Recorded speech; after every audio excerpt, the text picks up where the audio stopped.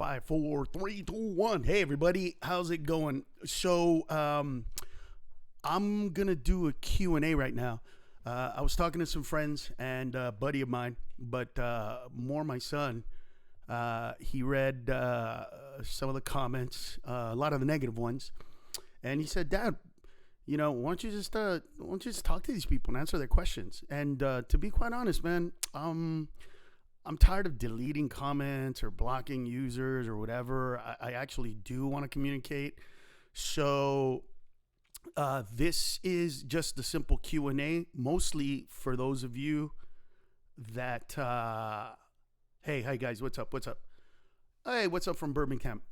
So listen, guys, if you know anybody that is not a fan or has questions, I've never been afraid to answer any of these questions. I've done interviews with other people.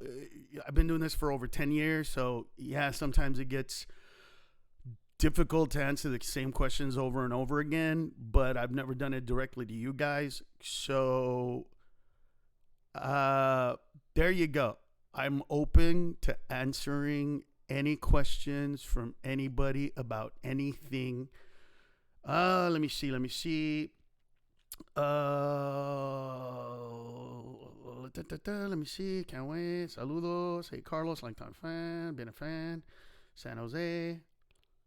Oh, Bama. Nice. Roll Tide, guys. No, it's not about forgetting or liking the haters, guys, because I know you guys are at. It's just that they come on and write so much negative stuff that some of you fans kind of feel like you can't have a safe place. And so I just want to have a conversation with them if they wish to have it. And I also want everybody to know that I'm not afraid to answer any questions, whatever they are. All right, so one of them is, how is this crisis affecting me? Well, that's a good question. You know what? It's hard, man. From the age of 20, I've been doing stand-up. Before that, I worked at Farmers Insurance. So it has been utterly, utterly, utterly difficult. I have never not been on a stage for this long in my entire life. I, since the age of 20, have been performing somewhere between 350 and 600 shows a year, depending on the year. It has never, ever, ever been any different.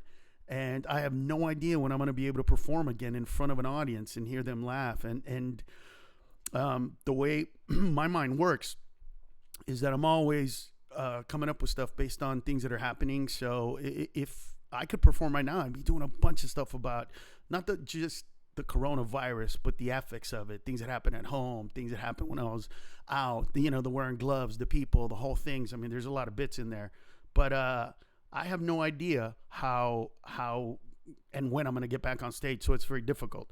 Let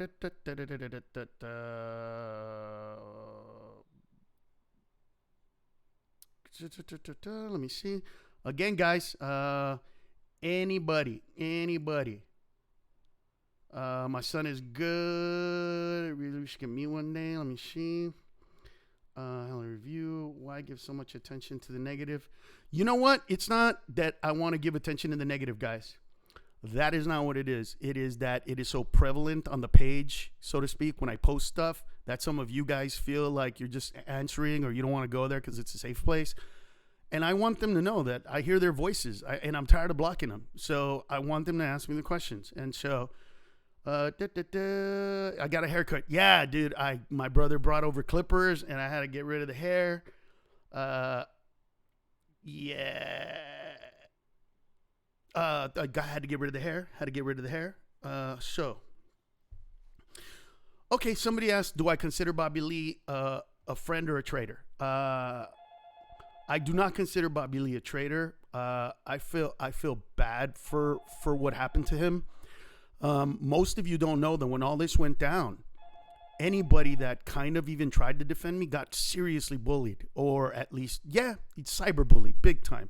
And if you read any of the stuff from Bobby, when he tried to talk about me or defend me or do something, like, the negativity that he got was so great that he just took down posts and you can talk to him, but it was not even cool to hate Carlos Mencia at one point.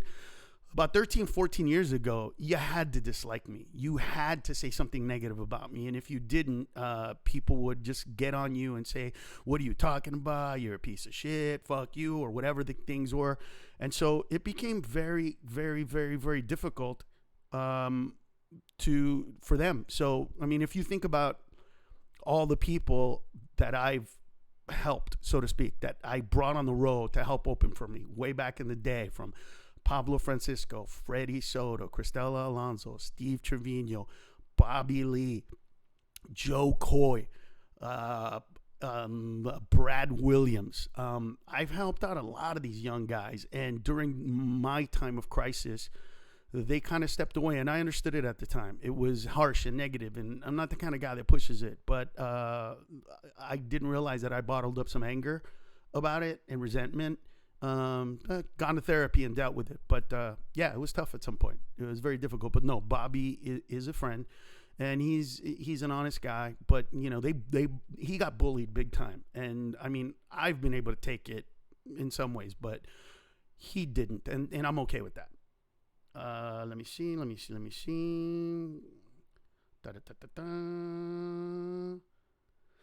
Do I have any love for Joe Rogan? I don't have love or hate for the guy. Joe at one point, I don't know about now, I don't listen to the podcast, but the whole aim was to destroy my career entirely. And I have never ever said a negative thing about him or about other comics. It's not what I want to do. It's not how I want to roll. But it hasn't been easy to not be angry. You know what I mean? It hasn't been easy to not be pissed at other comics. I mean, the double standards in some ways are difficult to deal with. But it is what it is. But no, I don't hate. I don't have love or hate. And you know what? That's one of the questions, man. I keep reading comments of like, why don't I special some point? Yes, I will release special. I keep reading that I should go on JRE. For the record, guys, I cannot go on a show where I have not been invited. So as I am talking to you, I have never said no to an interview, whether friend or foe, and I wouldn't say no to that. I am completely open to being on it. I always have been. I've never said no. The day I'm invited, I'll go. I've never had prerequisites. I've never, and you can check with anybody who's ever interviewed me in the beginning when they go, is there anything off limits? Never has been. Never have shied away from it. Always, as a matter of fact, have tried, as I'm trying now, to talk to people about whatever it was, The night that video got recorded, for you people that don't know, I wasn't on stage performing. Joe referred to me as Carlos Mencia, and so then I went on stage and said, "Hey, man, what have I ever taken from you? Because I've always tried to address it, and that's how that began. It wasn't some bombardment. It was actually me trying to address this issue, and a lot rolled from that. So there you go." Where your first show back going to be? I have no idea. Serious question. Was the president referring to crystal meth? That's funny. Let me see. Yeah, of course, man. If Rogan invited me on the show, I would go. Of course. Why not? I would never. I have no problem doing that. Never have. Never will. Yeah, of course. Yes, somebody's asking a real question. If I had to do it all over again. So here's what happened. When all of this went down and I found out that they recorded. So we had a policy at the Comedy Store. Nobody was supposed to record any performances because it was some of that stuff where a lot of shit happens between comedians. And it usually, up until then, it stayed amongst us, right? So that was recorded, which it wasn't. So then it got posted, which it wasn't. That's why some people got in trouble for doing that. It was just a policy. If I had to do it again, well, what happened was when that video was recorded, I knew that they were going to, edit it and put it out. And I hired a bunch of people. They're called crisis management people. and they charge you tens of thousands of dollars to give you their opinion on how you're supposed to deal with this.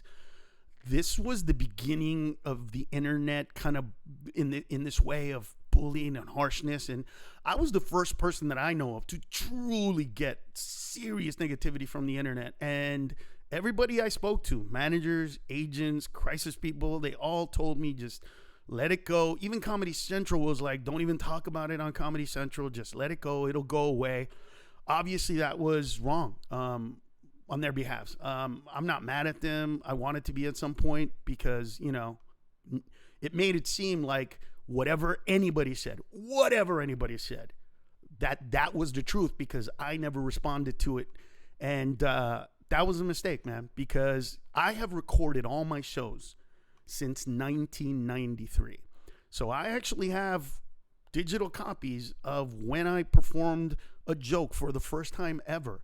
And I can go back and say, oh, shit, man, you wrote that joke first. I am so sorry. Either I didn't see you do it or subconsciously I saw it and I didn't even know that I took it. My bad. I apologize. I have no problem doing that. None whatsoever. But it just manifested itself in a different place. And yes, I would do it completely differently this time if I had the ability to do so.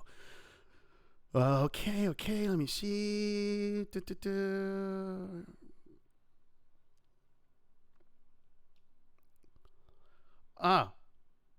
What is restricting me from collaborating with Latino comedians? First of all, in the beginning of my career, all right, Cristela Alonso, I discovered her. Steve Trevino, I discovered him. Freddie Soto, I discovered him. Pablo Francisco, totally pushed them to be. I hosted Latino comedy shows way back in the day before Funny is Funny. And so I have always tried to, as a matter of fact, I had to pretend that I had no idea what was going down. But there was a show that we performed, me, George Lopez, and Paul Rodriguez, back in the day called The Three Amigos. Now, those shows were really, really successful. And I actually was the one that promoted them. I put the money in, had a guy promoting it, but it was all my money and my idea. And I had to hide it because nobody, I don't think that they would have done it at the time. There was a lot of negativity going on between those guys, but I personally wanted people to see me, George Lopez, and Paul Rodriguez perform. This was way before Fluffy was even like huge, and we did a bunch of shows. We're hugely successful. I mean, 10,000 seats, hugely successful. Then they did some show called the Latin Kings of Comedy or something like that. After I had come up with the idea of us performing together and doing it, they did a show and I was never invited to be on it. So that's how that went down. It had nothing to do with me. I've always tried to promote Latino comics. I've always tried to help them out in any way that I can, mostly. And like Fluffy, for example, you can ask him.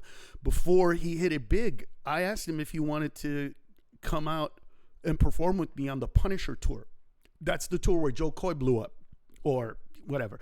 But that's when Joe Coy ended up. But I asked Fluff if he wanted to do it. He chose a different route, and that was the best route for him. But yeah, I've always tried to help. I did a show called Loco Slam. I think it was 94, 95, and that's where I discovered Juan Villarreal.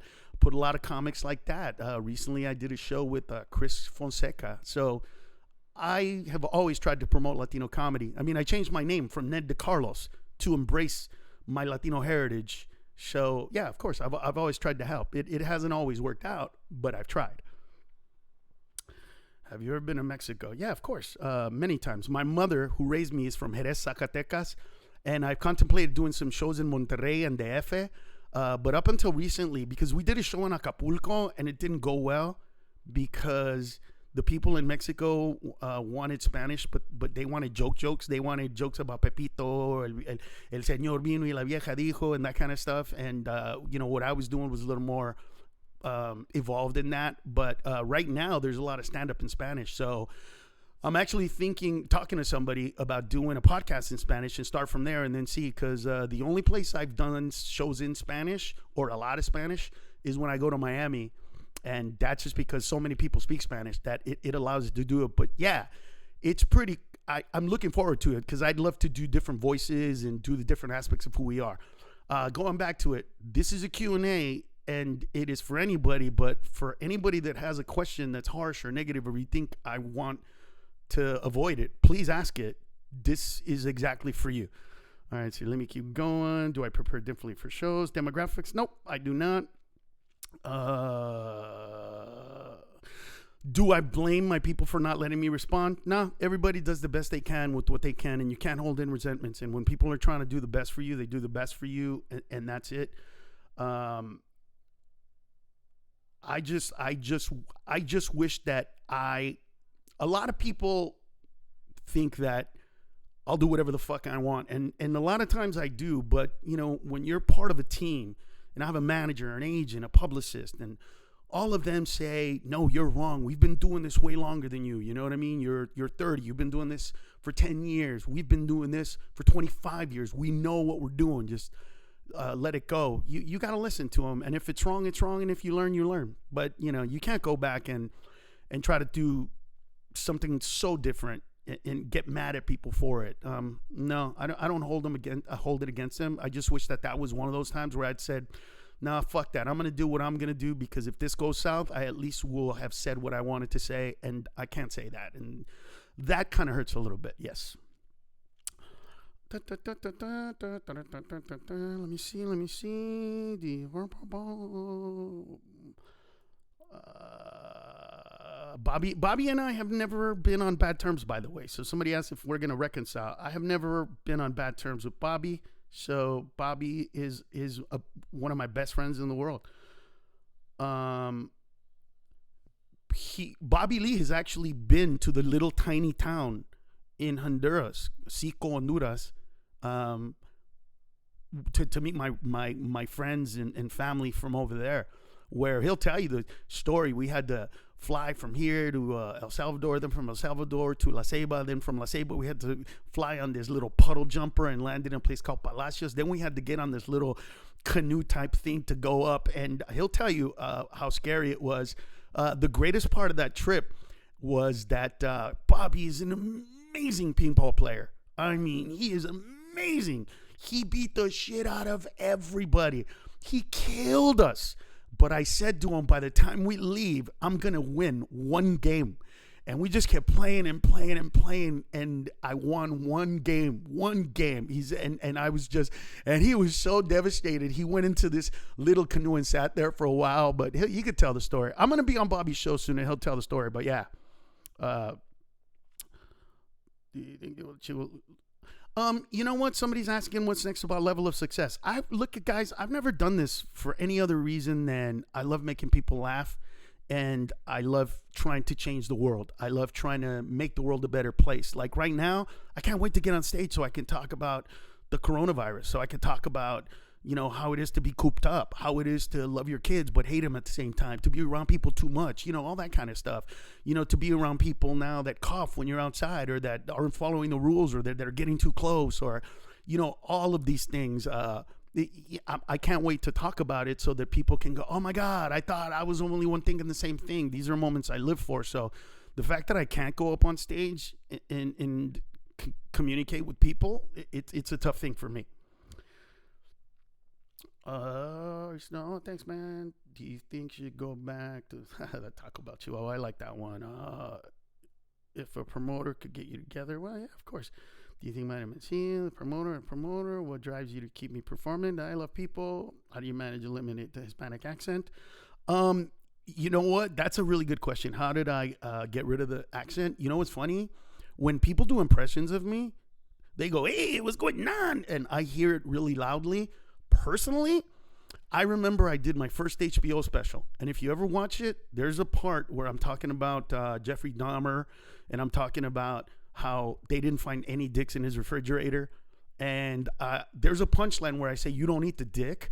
But when I heard me say it on HBO, and I heard me go, you don't eat the dick, it sounded so East LA Chicano Mexican that I was like, man, I love that I can do that accent, but I really need to make that not a part of everything, because when I go to places like Birmingham, Alabama. I do want to be able to connect. And so I would do these diction exercises where I would do stuff like 10 dwarves took turns doing handstands on the carpet, and to try to get my diction so that I would sound less Mexican-y, if you will. But yeah, I've done that. Let me see. Yeah, Bobby Lee loves me. I love Bobby Lee like nobody. Are you and George Lopez on good terms? Yeah, we actually are now. I mean, I don't think he and I haven't really gotten to the core of all this. And look, man, I'll tell a story about George. Way back in the day, you know, I went up to George and I said, hey, man, what is this stuff that you keep saying that I took your jokes? I'm not taking your jokes. And he said, well, what about this Taco Bell joke that he was doing? And it was, I think for me, I think the punchline that he was talking about was the enchilada one, where he said he did something about what's an enchilada, and I said, what is an enchilada? An enchilada? Did they get an enchilada? Fuck a burrito. Anyway, I said to George, like, dude, that's an easy joke for us to write. Enchilada? The words enchilada and burrito are actually in it. And at the time, he said, well, you know what? You should stop doing that joke out of respect. He was right, by the way. I should have stopped doing the joke out of respect. But at the time, you know, I had been kind of pushed on that, and I was very defensive at the time. And at the time, I was like, why the fuck do I got to stop doing a joke that I actually wrote? Just because, you know, I was wrong. I was completely wrong. I should have said, wow, I didn't know you were doing that. I don't want to do anything similar. Step aside. My bad. My apologies. And I think that everything between us would have been different. I chose a different route, and that was a mistake. But he and I, we were at the airport the other day. We talked, but I don't think we've gone deep. Someday we will, and someday I have apologized to him, but he probably deserves something better than that. And he'd been doing it, from what I understand, longer than I. And then, you know, it would be like today if I did the same thing to a young comic and he didn't want to do it. I'd probably feel as slighted as he did myself. So yeah, but like I said, even after all that, I've done shows with George and Paul, and so, you know, there's room out there for getting together and coming up with doing some stuff. And I still believe that me, George Lopez, Paul Rodriguez, and Fluffy should do a show at some point, as long as we all kind of maintain some status, just for the Latino audience, so that they could get to see, you know, the bigger, so to speak, comedians do a big show and have an event of sorts. I would really love to be a part of creating that show and being on that show.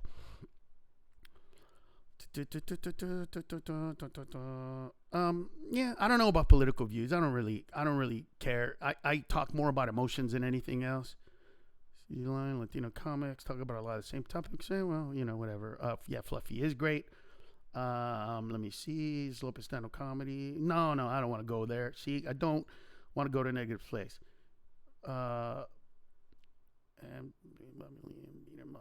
Yeah, you know what? I don't know what's going on. Guys, I don't want to talk shit about other comics. It's not where I'm going with this. What I want to do is, like I said, you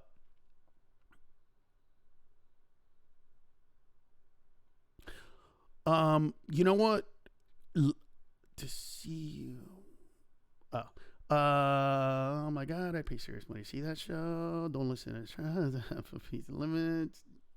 You like to work out. I love to work out, but right now I haven't been on a workout kick. And when I do, I get all crazy into it. Yeah. So listen, I'm not getting a lot of the negativity on this stream right now. And did I want? Did Joe Rogan apologize to you? No, me and Joe have never talked since all that stuff went down. All right, this guy. See, Christopher Medina, right there. This is the kind of comment that I'm talking about. You just go, LOL, this guy steals jokes. Those are the kinds of comments that I don't know how to answer to. So, Christopher, ask me a question about a specific joke. So, you know, I have recorded all my shows since 93, and I remember most of the stuff. I remember a lot of the stuff I forgot because I write a lot of stuff and I go through material. And fans that see me on a yearly basis will tell you this. I write somewhere between 45 minutes and an hour and a half of new stuff every year. As a matter of fact, on my YouTube page, there's a thing called Bit of Mencia. And in 2019, if you put all those minutes together, it's about 2 hours of material of stuff that happened that week, and I recorded those on Fridays. So, like, those are the comments that it's just like, you know. So Christopher Medina, say something different than that. Like, come at me with something so that I can address you. But if you just want to write something like that, it just sounds like you want to be hateful. Why do I like POD? I don't know. They're good guys, man. They're from San Diego, and I love them, and I always will. They're my boys. Oh, Christopher's name is a joke. He isn't real. I don't know if he's not or not. You may not believe, but you have fans all over the world. No, I do believe I have fans all over the world. That's not what it is. Christopher's a hater. Sound like you're hurt, bro. No. I'm not hurt. What it is, guys, is this. Believe it or not. You guys who are fans aren't going to go and say, hey, I like you over again. You're just going to put a little, a thumbs up, a thumbs down. The problem is that you go through my stuff. Haters, or I don't want to say haters, people that are or don't have all the information or whatever, like Medina, want to say something like that, and I want to follow through on it. I want my YouTube page, my YouTube channel, to be a safe place for you fans to come and talk about something other than that. If I do a bit about the coronavirus, I want you guys to be like, oh my God, yeah, I said this or he said that, and then that made me think about this and this. I want it to be a fun place, and it's not always that. So, sounds like I'm hurt. No. Dino, let me see. It's just hard to speak to people who idolize a person they follow. They want to be edgy. They prefer talking shit. Like he cares about their negativity being shared. Well, I don't know what people are inspired by. I really don't. All I know, Joseph, my brother, is really good, by the way. He's a truck driver and he's doing great. Show in Albuquerque. Love Albuquerque. They want the attention. Maybe they do. I'm not sure. Mine Mencia, one of my favorite. Who believes you want attention? Oh, but I don't care. Let me see. Let me go. Alrighty. Help for review. Let me see. Up. Okay. No. All right, guys. And by the way, for all you guys that say you don't care whose joke it is, it should matter. Seriously. Like, yes, there are things called but linear thought patterns, right? Whereas if you give 20 comedians, take 100 comedians around the world, and you give them a newspaper of things that happen, and that's all they read, that one newspaper, a bunch of them will come up with very similar thoughts, right? Because some jokes kind of write themselves. Some jokes are just so easy that they become, like the joke about the coronavirus and a Mexican saying, oh, I drink Dos Equis, I drink Modelo. That kind of a joke is just similar thought process. But if you believe that a comedian, even me, is literally looking at others' comics jokes and just ripping them off and taking them, no, you don't do that, man. I mean, and the people that believe that about me, I understand why they hate me. But this is why I say, hey, listen, tell me what the joke is, man. I'll give you an example. All right, and you can check this with Bobby Lee if you like. I called Bobby Lee the other day because I said, Bobby, I hadn't, just so you guys know, I haven't been in this world immersed like this in a really, really long time. I mean, decades. So I said to Bobby, hey, I saw some interviews that you did, and I feel like there's something, do I need to apologize to you for something? And he said, no, I love you. And I said, I love you too. And then I said, do you believe, like, what's going on? And he goes, Well, dude, it's hard to, with the joke about Bill Cosby joke. He said, "What about that?" Honestly, I have no answer to that. None. I'm not a Bill Cosby fan, and I don't think anybody's ever seen me watch a Bill Cosby episode. Maybe I heard it and I don't even know about it. But what I do know is that I called him up and I talked to Bill about it. But here's the thing.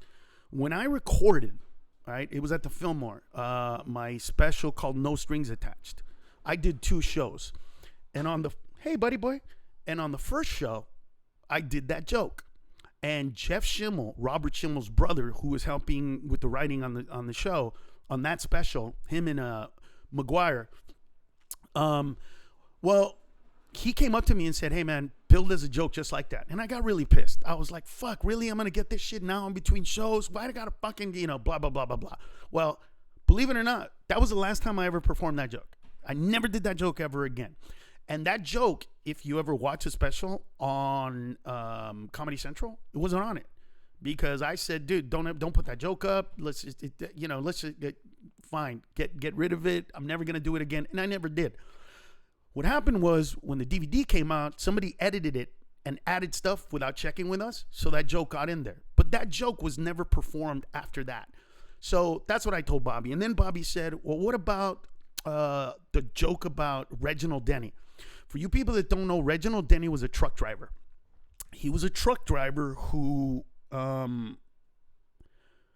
was driving during the riots in his truck, an 18-wheeler, got out of the truck and they hit him with a brick. And the day it happened, and I'll never forget it, because my brother Albert was there. So I was performing in the original room where there's a big window, and when you looked out the window, you can not only see the fires, but the smoke from South Central coming up. And I wrote that joke that day, and that weekend I performed it. So I have it recorded that in the 90s, when it occurred, I wrote that joke. And he goes, "Oh my God." And so I go, "Yeah, my brother was there, Bert." And he goes, "Oh man." So then I said, "Well, then you thought that I stole his joke, but I'm proving to you that I wrote it, that specific joke. On that night that it happened, will you say that he stole it from me?"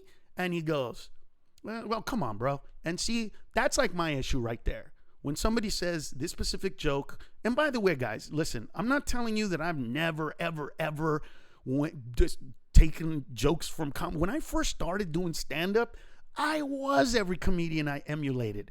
I don't know that I did their jokes, but I did them for sure. Rick Greenstein, Fred Greenlee, Charles Kozar, John Caponera, Paul Mooney. I wanted to be those guys. I didn't have any heroes to look up to, so to speak. I didn't want to be a comedian. I didn't know anything about it until I started doing it. And so the guys that I saw at the Comedy Store were the guys that I emulated. And so instead of, me being Freddie Prinze up there and trying to be, Paul Rodriguez, I was trying to be all these other guys. And yeah, fuck yeah, I was them. But years later, like any other comic, I shed that stuff, and I've tried really hard to address it, but sometimes it doesn't work, and that's what this is all about, addressing those to you guys, answering your questions. Hold on for a second. Ever work with Rodney Dangerfield? I did not. I performed on the same stage with him, but I never worked with him. I wish I could.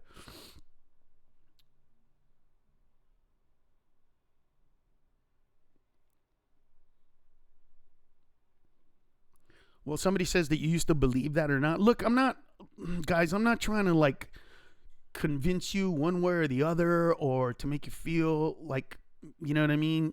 What I'm trying to do is just understand that I'm answering your questions. And by the way, just so you know, maybe because I was a very, very selfish comedian when I was at that place of mine in Mencia. Now, for you guys to understand this, the way it used to work is we all worked, and then somebody became popular, and once that person became popular, got a TV show, got a movie, they could walk into any comedy club and go on for as long as they wanted. So when I was coming up, especially in the mid to late 90s, if I had a spot in the original room at 10 o'clock, I would usually go on at about midnight, because Paul Mooney would go on long, or Martin Lawrence would show up, or Damon Wayans would show up, or Dice would go on stage for an hour. And so I'm an immigrant. So I always was like, all right, well, that's what happens. You got to eat shit until you become, big, and then you can do it yourself. So when Maron Mencia came around, guys, I completely took advantage of that. And, I came around at a time when that just wasn't accepted anymore. All the young comics were like, I got a spot. Why don't you call in for a spot? And I created a lot of enemies, man. A lot of this. And you know what? I kind of feel like I joined the fraternity and I got a plunger up my butthole. But then when it was time for the young kids and me to put a plunger in somebody's ass, I wasn't allowed to because hazing wasn't involved anymore. That being said, as a human being, I should have paid attention to that, and I didn't. And a lot of the hate and negativity that came from that, I deserved it. I think for different reasons, in my opinion, but I deserved it. And that's the kind of stuff that was in my head for a long time. And believe it or not, I haven't done any stuff on TV, movies, or specials in 10 years. Part of it was when I get back into it, I didn't want to be angry and take it out on people. The other part was probably somewhat punishing myself for, making those mistakes when I was younger. But I'm at a point where, man, I have a friend, more than one friend, by the way, who actually went to jail for actually stealing armed robbery, right? They served way less time than I have in comedy jail. And I got to move on, guys. I have to stop addressing this stuff. I'm trying to give you guys a voice so you feel satiated, the people that have those negatives. But I'm telling you, it's just, I have to move on. I have to be creative, and I have to stop living in this world of what could I do. I've done all I can. You know what I mean? And look at me, I'm trying. And not a lot of you guys are asking questions, and I wish you were. Any hard questions, whatever they are, I'm here, man. All right, let me go through some. Lama style of comedy. So it makes a movie about Atlanta. Let's see. Yeah, I am kind of friends with Dice. Haven't talked to him in a minute, but definitely am. I will answer that question. Yeah, you live and learn, man. Carlos Zavala, you live and learn. When somebody's asking a question, Martin, you want to know why Joe didn't go hard on other comics the way he did on me? I don't know. That's a question for him. And if I'm ever on the show, which, by the way, I am open to being on the show and answering any question about anything on Rogan's podcast. It's open on any podcast, by the way. But I cannot answer questions. And even if I thought that I know why, I'm not going to interject that. I just don't want to. I don't want to start that. You know what I mean? For me, I'm just answering questions about me and my motivations and what I've done. So there I am.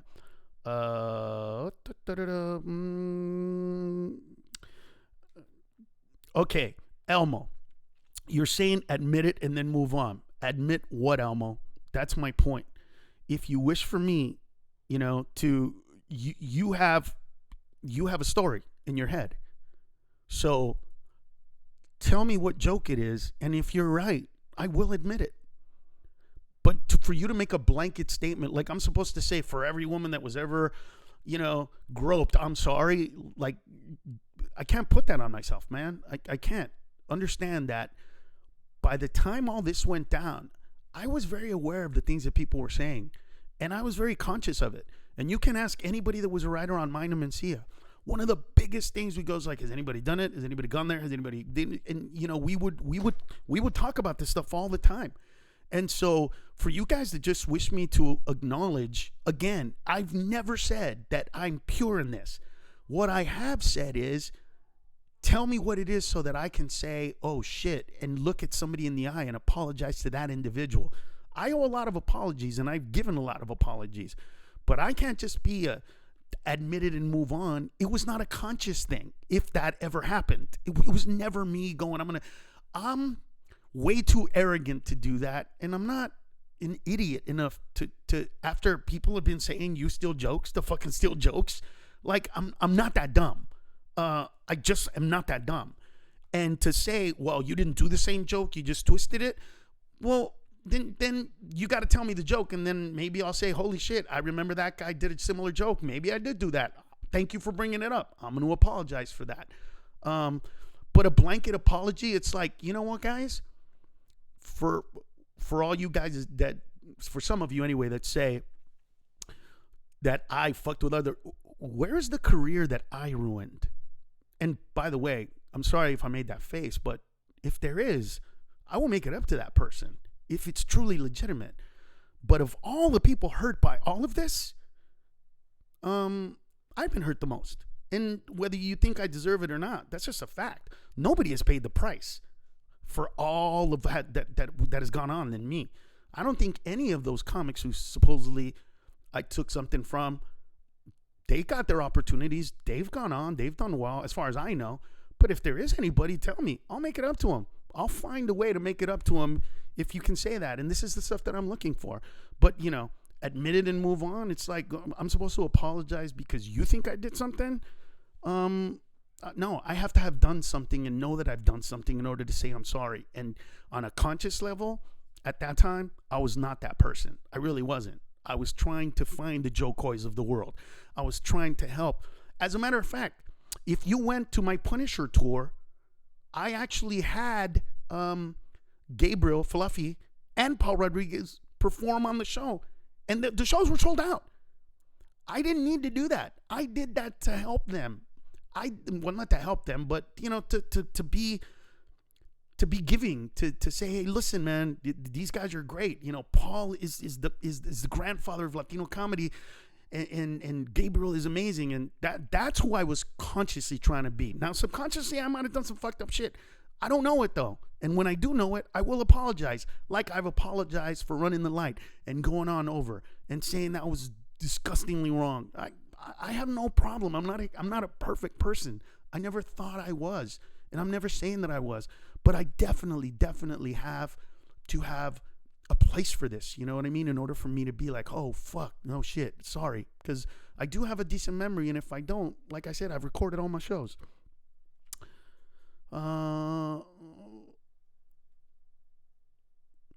Okay, in NFL teams, you got hazed. Then when your turn, oh yeah, I did. Yeah, I did. I did not get hazed. Somebody's asking me a Netflix special. Believe it or not, I still sell out comedy clubs. I still sell out some theaters.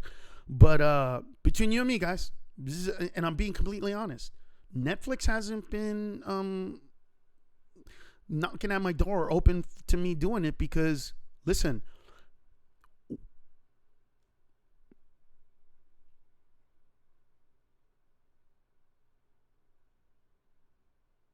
oh, sorry. Okay. Sorry. I got to think. Yeah, because believe it or not, this has affected, like I said, nobody's paid the price for this as much as I have.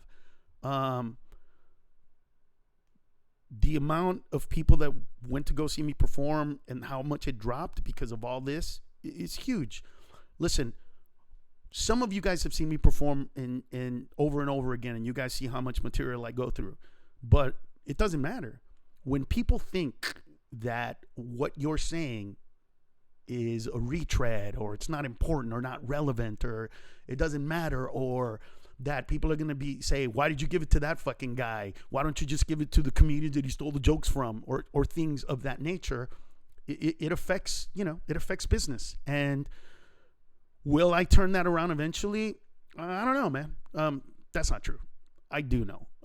But it's going to take, like I said, it's going to take intestinal fortitude, and it's going to take me having the humility to not be angry and to understand these people. And, like I said earlier, man, if you believe all that, I understand why you're mad, but please don't just blanket come at me with some individual, because at this point, I'm telling you, and way back then, it was easy to just say, oh, fucking Carlos stole my shit.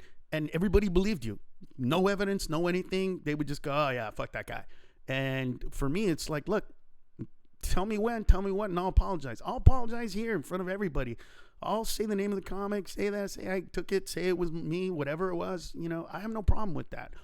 But I definitely can't just say I'm the fucking devil and that I'm that I've been plotting, trying to ruin careers, and that's just never who I was. And you can ask any of my openers that, even the ones that don't like me. You can ask them. All right, let me see what we're doing here. Netflix special. Where is this? Is there a reason why My Demencia is not posted on Comedy Central and YouTube channel? Yes, it is. I believe that My Demencia is not posted on the YouTube channel because of all the shit about me stealing and how much shit they're going to get. I told you, this has affected my career in a very, very big way. It's cost me, millions and millions of dollars. And there were times when, there were just dark times in my life dealing with this. And like I said, I can tell you stories about how there are certain people that no matter what want to hate me. I'll give you a story. And you know what? We can talk about this on Friday when I do my podcast with Juan on it, and you'll see that I'm not lying. Juan Villarreal at one point used to do my act because he was young and he didn't have enough time, and he just did my act. And anyway, I've always been his mentor, and he looked up to me, and he does the word fucker. Watch me in the beginning of my career, the way I used to say fucker. He took that from me. But, look, he's my best friend in the world. I love him, and I didn't care. I never cared, not even then. But here's the story. One time, a few years ago, I was in the bathroom, and I came out, and I could hear him talking to somebody, and this other person said, "Dude, why are you hanging out and doing shows with Carlos? He takes your shit." And he said, "No, dude, I take his shit. I do Carlos. Carlos is my mentor. I'm like him. All those jokes that you heard me, those were his jokes, not my jokes. He actually let me do those jokes. He's the coolest fucking dude ever. He bought me a computer, blah, blah, blah." And the guy goes, fuck him. I don't like him anyway. And so, those are the moments where I'm just like, I don't know how to deal with that. So, like right now, I'm open to all of them, and I'm not getting a lot of them. So let me see. Yeah, I love dice too.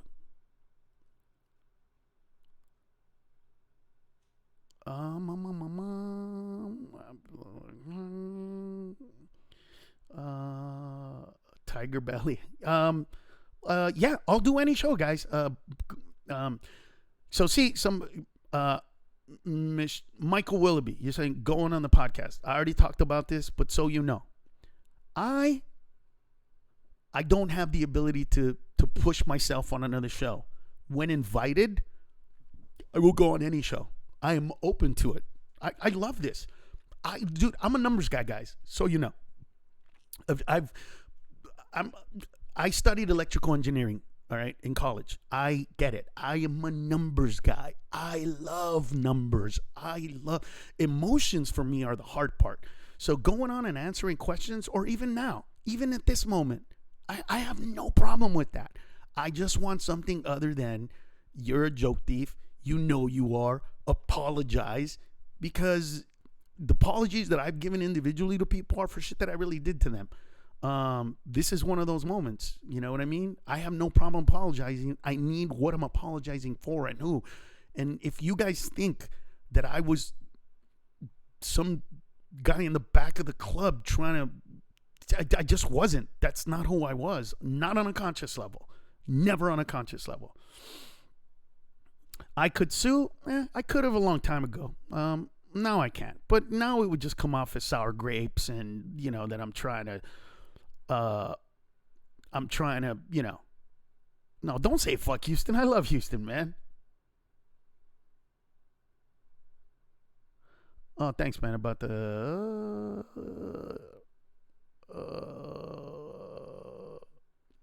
Okay, let me see. I appreciate that. You guys are guys. If Trump can say grab him by the pussy. No,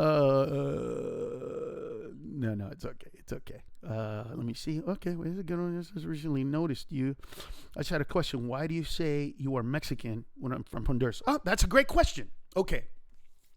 So my mother who raised me is Mexican. She's from Jerez, Zacatecas. So growing up as a kid, and I went to go visit my uncle, Jose in Jerez, or I was hanging out with my family.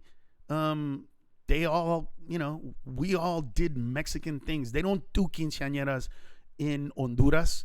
That's a Mexican thing. They did them here, and so the way I talked, even my Spanish wasn't, puta, oh, no jodas, which is the way they speak in Honduras. It was, hey, cabrón, ¿qué pasa? It was always a Mexican thing. And when I started doing stand-up and I would say that I'm Honduran, my mother, who's Mexican, would be like, why are you saying that? You're Mexican. Well, I was in a quandary, right, of going back and forth on that. And then Mitzi Shore, the owner of the Comedy Store, said that I needed to change my name from Ned to Carlos. And she said that I should do that because everybody's going to think I'm Mexican. And it was funny because I can still, to this day, I started doing stand-up in 1988, okay? To this day, right now, I could still get a laugh from saying this joke on stage. Yeah, people still come up to me and go, hey, what are you? Where are you from? I was born in Honduras. What part of Mexico is that? Still gets a huge laugh to this day. So if you believe that I'm trying to get on a Mexican train for sorts, I'm a numbers guy again. If I was going to pretend to be anything, guys, look at me when I tell you this. I would pretend to be a white German. Do you know why?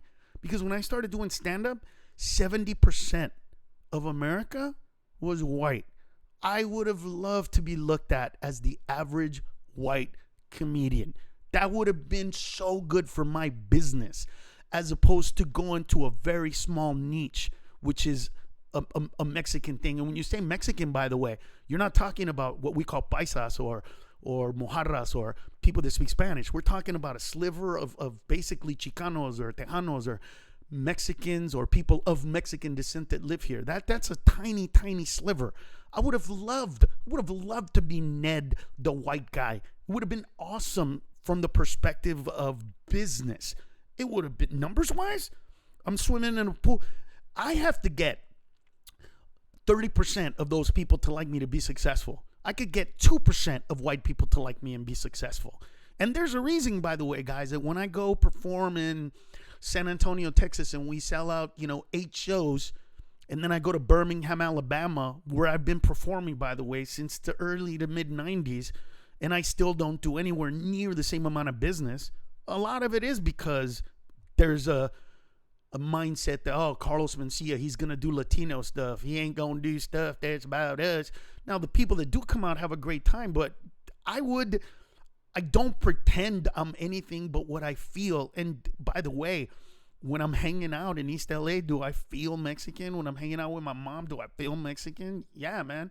When I go to Mexico, it's so funny because I actually have friends that are of Mexican descent. Some of them born in Mexico. When they go back to Mexico, I'm the guide. I'm the one that talks because I'm the one that connects with that culture. So it would kind of be like if, well, whatever, dude. It's I'm not pretending to be anything for some level of success. I'm just being who I am. And by the way, when everybody thinks you're something, what am I going to do? Fight everybody and be like, I'm not technically Mexican? I don't know. If you think that's a cheat, then I have nothing for you. But I changed my name to embrace my ethnicity, not to get away from it. I didn't want to pretend that I wasn't Latino. I wanted people to know that I was. So that's where all that comes from. But it's not me trying to be anything. It is just me knowing, you know what I'm saying? What it is and where I come from. And that part of my family, I am that. And I actually recently, my Uncle Jose died. And, I was very, very sick. I thought I had the coronavirus at the time. And, some of my family were very, very hurt that I didn't show up. They understood, but they were hurt. And that's all my Mexican family. So, the Aguilares. So there you go. All right, there you go. That was for Caesar, by the way. Hernandez, that was for you. Everybody blast Joe's Twitter. No, don't do whatever you guys want. Fans since the 90s still remember there's a joke. Oh, because in Chinese. Oh yeah, that's right. So Alejandro will tell you because that's right. I used to mix the jokes because I used to say, like, people come up to me all the time and go, "Where are you from?" And it was like it was a whole thing of like when you go up to somebody who's Chinese and you're like, hey, you're Japanese, oh, I'm Japanese, and you know, whatever. So it was kind of drawing distinction to it. But you know, at a certain point, I just embraced it, and I embraced who I was. You know, I like Mexican rice more than I like white rice. I like pinto beans more than black beans, except if they're refried. The refried, but then again, I can't lie because I love yuca and tostones. Look, I love the whole Latin thing. It's just like I said, it's half of my family growing up on my mother's side is Mexican, and I identified with that. I always have. Okay, let me see. Somebody saying, "Why go on the Joe Rogan show?" You know what? I'll go on any show. I've gone on any show. I want to go on any show. It's never been a problem. I don't have any issues whatsoever with it. You know what I mean? I'm not afraid to answer any questions. I've always been open to this, guys. I was told not to address this, and it was something that and listen, if right now I wasn't doing this live, I would have to wait for somebody to, you know, to ask me to be on and ask me these questions and so forth and so on. So what I'm trying to do is cut them out and just talk to you straight. And it's not like, you know, the haters aren't on here, or not haters. You know what? My apologies, guys. If you believe that I stole all my act and that all my success comes from the fact that I did other people's jokes and I'm pretending to be something that I'm not, and that I'm some German named Ned, and you really believe that, I can understand your hate. I'm just telling you that's not who you're looking at. It's not. I trust me. When I go to Mexico, they speak to me in Spanish. When I go to Central America, they speak to me in Spanish. When I go to the Caribbean, they speak to me in Spanish. Puerto Rico, speak to me in Spanish. When I go to Germany, nobody speaks to me in German.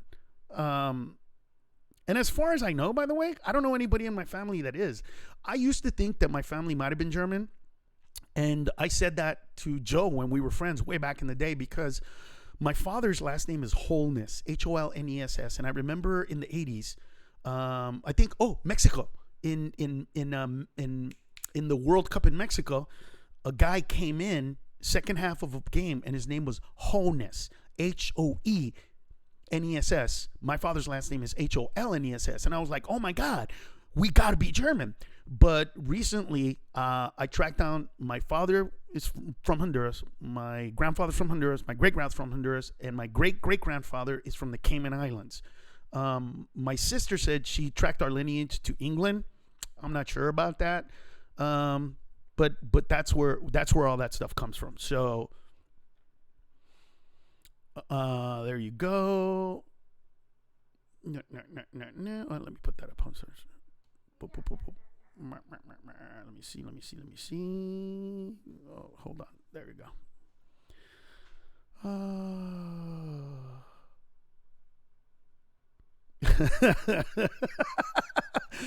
Yeah, Sammy Gutierrez wants to know, you can't believe that all this is a thing. You know what? After a decade, especially of me being in comedy jail, and if you don't understand that, I don't go to comedy clubs. The looks that I get at comedy clubs is, you know, it is difficult for me.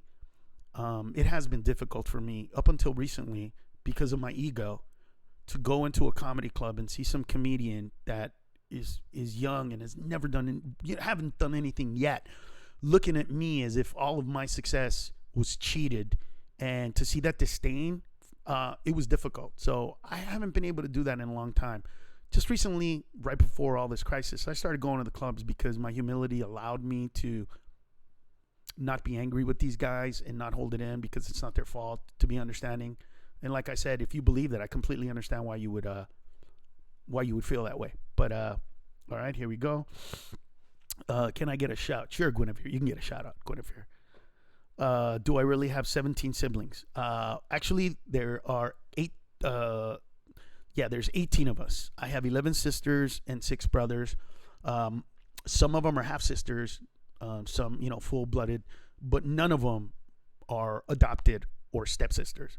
So there's no, like, my father had a son with somebody else, my mother, whatever, like that, yes. But I don't have, like, my mom married a dude who had kids, and that's not the case. And we discovered recently, my father got a bunch of heart attacks, that I have a brother named Giovanni that lives in La Ceiba that my father, cheated on my mom, had a kid, and he lives there. So there are 19 people in my family.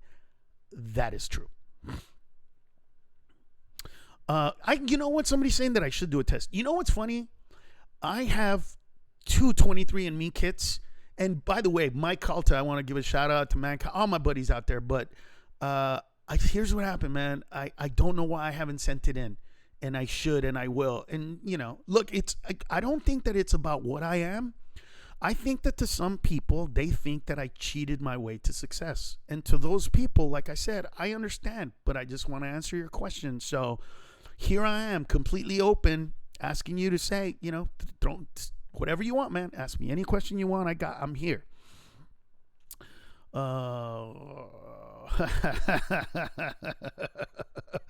My wife never considered divorcing me. Thank God. Listen, I have been steadily working 51 weeks a year for my entire life. Even after this, I still sell out most clubs. I still sell theater somewhere. I'm not doing poorly. It's just that in this world, specifically, in the world of the internet, where I haven't been in a long time, and all it has been is a bombardment of negative stories about me and shitty stories about me and stories about things that I did. Some there's no fucking way.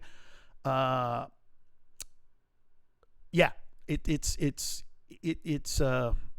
is what it is. So let me see.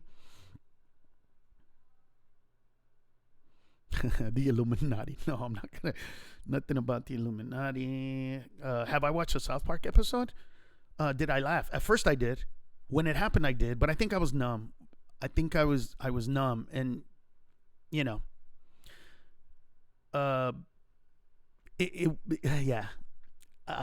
when South Park first came out, I thought it was kind of like a feather in my cap.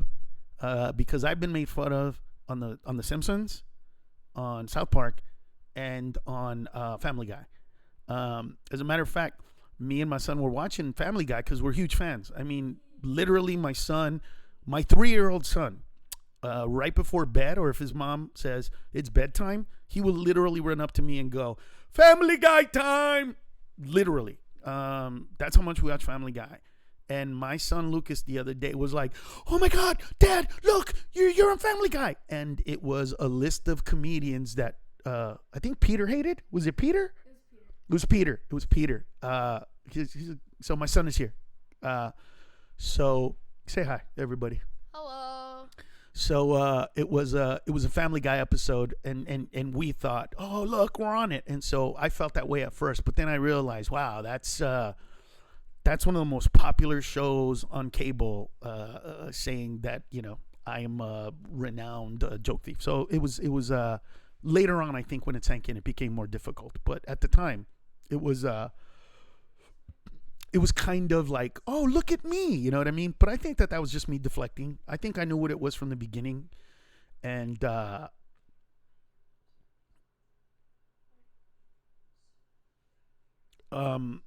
so anyway, let me see. There'll always be haters. I don't care about that. But of course I'm going to go to New York. As soon as I can, I'm going to go everywhere. I wish I could perform right now.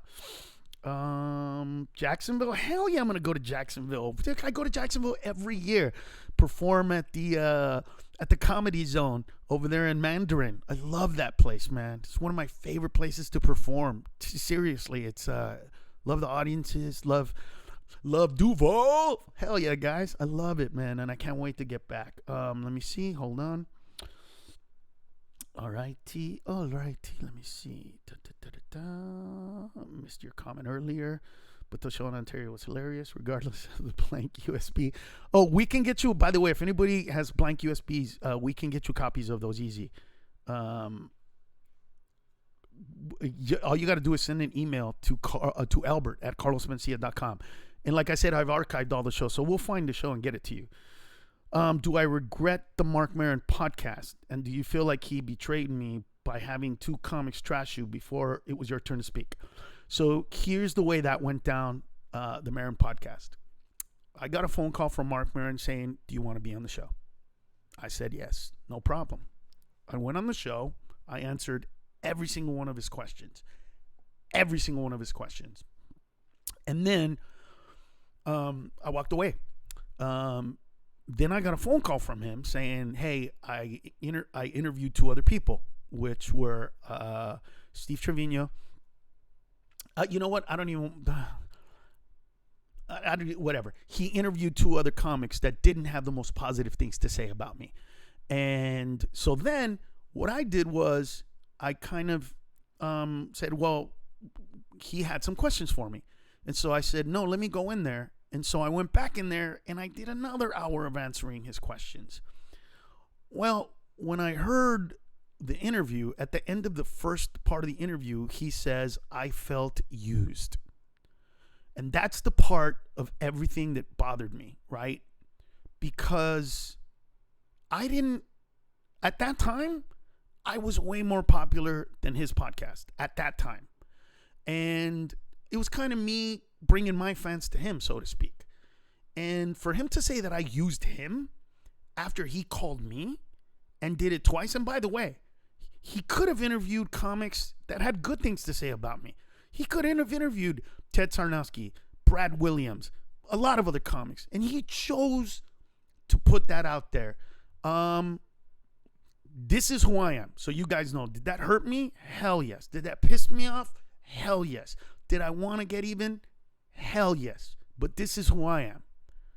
I got a phone call from him a few weeks or months later, and he said, the New York Times is doing an article on me, and they want to call you. Is that okay? And then very, very kind of in a lower tone, he said, and you know, you can say whatever you want.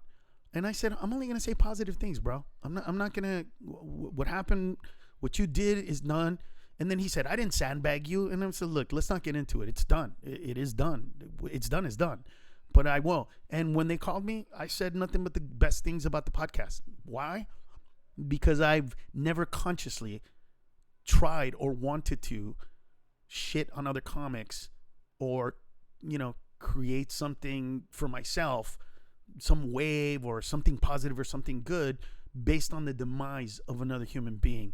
So I swallowed my pride, and I probably at the time wanted to be a victim because it was easier than confronting all this stuff, because I couldn't, because I was told to leave it alone. So it is what it is. But did I feel like that could have gone a completely different way from a different angle? Yeah. And like I said, the part of used, that part was very hard for me to swallow but I've never talked about that really until now. So there you go. That's what's up with the Maron Podcast. But I don't regret doing it. I just wish that I could have, I wish I was friends with a lot of other comics at the time so that I can befriend them and say, hey, what's this? What's that? Talk to him about this. But, you know, it was easy to hate me, and I didn't have a lot of friends. And so that's kind of went down to San Antonio. I'll be there as much as you can.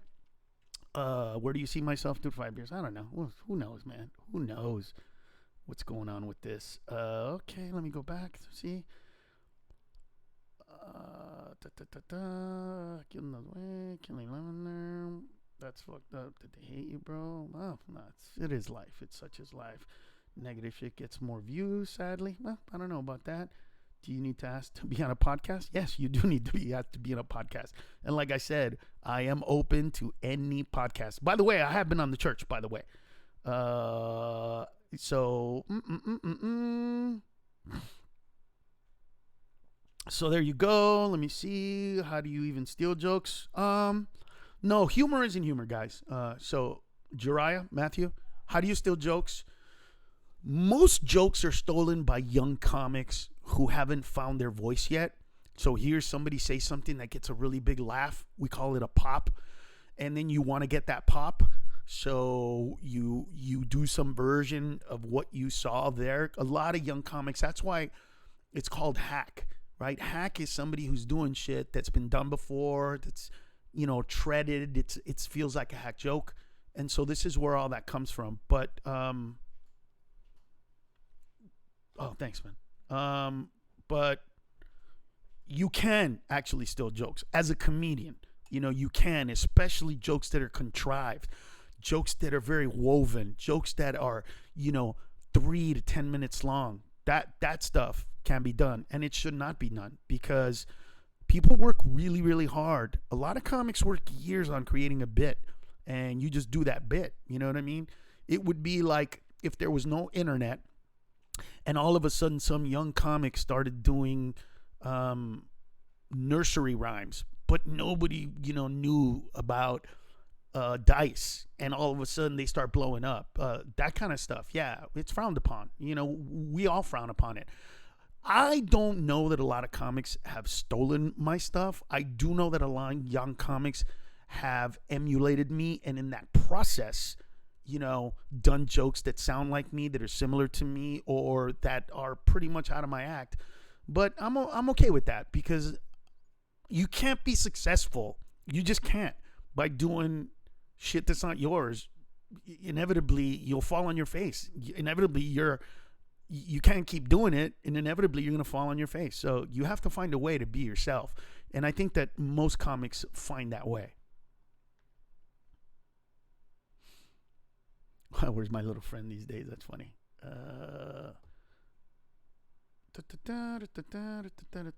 Yes, I am home. I'm in my home office.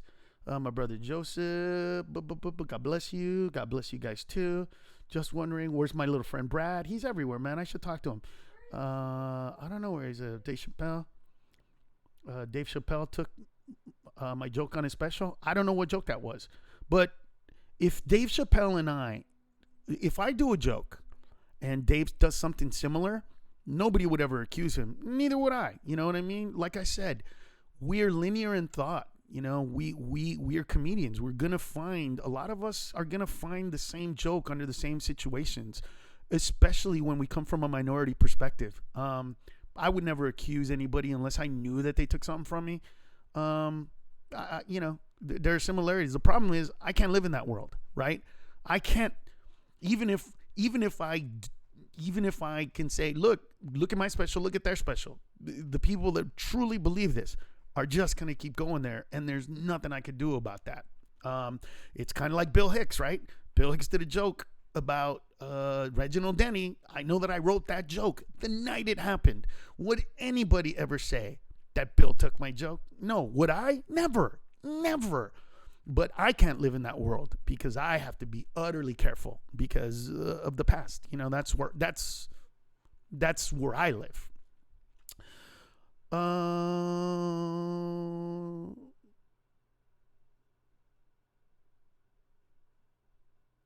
First of all, Christiana, Saya, you said that it was easy to hate me because I stole jokes. Like I said again, tell me what jokes and go there. But did I bully others? I did not. I went on before them, but that's something that was done before me. And you know what? If you consider that bullying, then I guess I did. Then I guess I did bully them. And if that's the case, then it's the case of I was bullied when I was a young comic. Other people came up, and Robin Williams, I just could never look at you in the face and say Robin Williams, Martin Lawrence,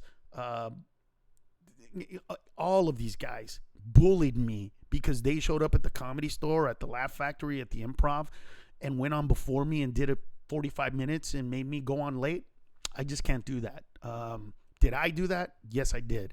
Again, was I some burglar in the back trying to do that? No. And by the way, if this stuff came out during Mina Mencia, right?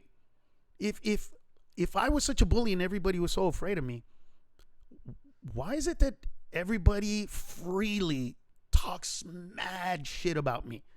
It doesn't seem to make sense to me. But if that's what you believe, I'm sorry, but Christian, tell me what comic and what joke, and we can go from there. Maybe you didn't hear this from earlier.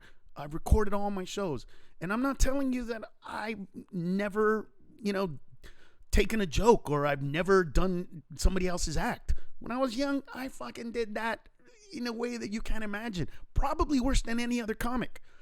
Because when I listened to, Chris Rock talk about how he wanted to be Richard Pryor, I didn't really know who Richard Pryor was. I wanted to be the guys that I was looking at that moment, because that's when I discovered comedy. So I wanted to be John Caponera. Oh man, me and my brother to this day reminisce about his jokes. For sure. But, it's comments like that I don't know how to respond to, Christian. I don't know what to say to you when you say, because you stole jokes. You know what I mean? That it was easy. And if that's the case, why is it that when somebody tried to defend me, Bobby Lee, he got so many negative comments that he literally had to take down the post? Literally. And by the way, talk to some of the comics. If you didn't hate me at one point, if you didn't hate me, you were hated. It's just the way it was. It was a weird time, man. I don't think that you can go back and understand how it was. You listen to comics, they were talking about me.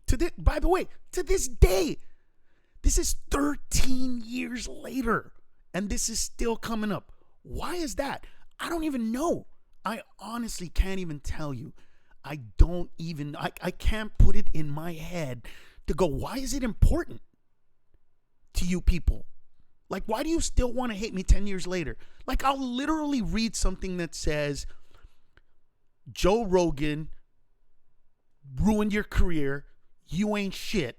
You never been shit. And in my head, I'm like, so why do you want to say that to me? Like, if you're right and I ain't shit, you still want to say something bad? Like, you want to tell me my comedy career is dead and then rejoice in that, knowing that you're right if that's how you feel? That's a difficult thing for me to understand, and I don't know where that comes from. I really don't. I wish you could tell me where this visceral hate comes from, because unless you think I stole some shit from your brother or your uncle or your boyfriend or your girlfriend or something like that, and I stopped them from being successful, I can understand that. But outside of that, I don't get where this retention of hatred is coming from. Can you give a quick shout out? Let me see. Yeah, please. I'm curious. What? Just curious, Sally. Out of his way.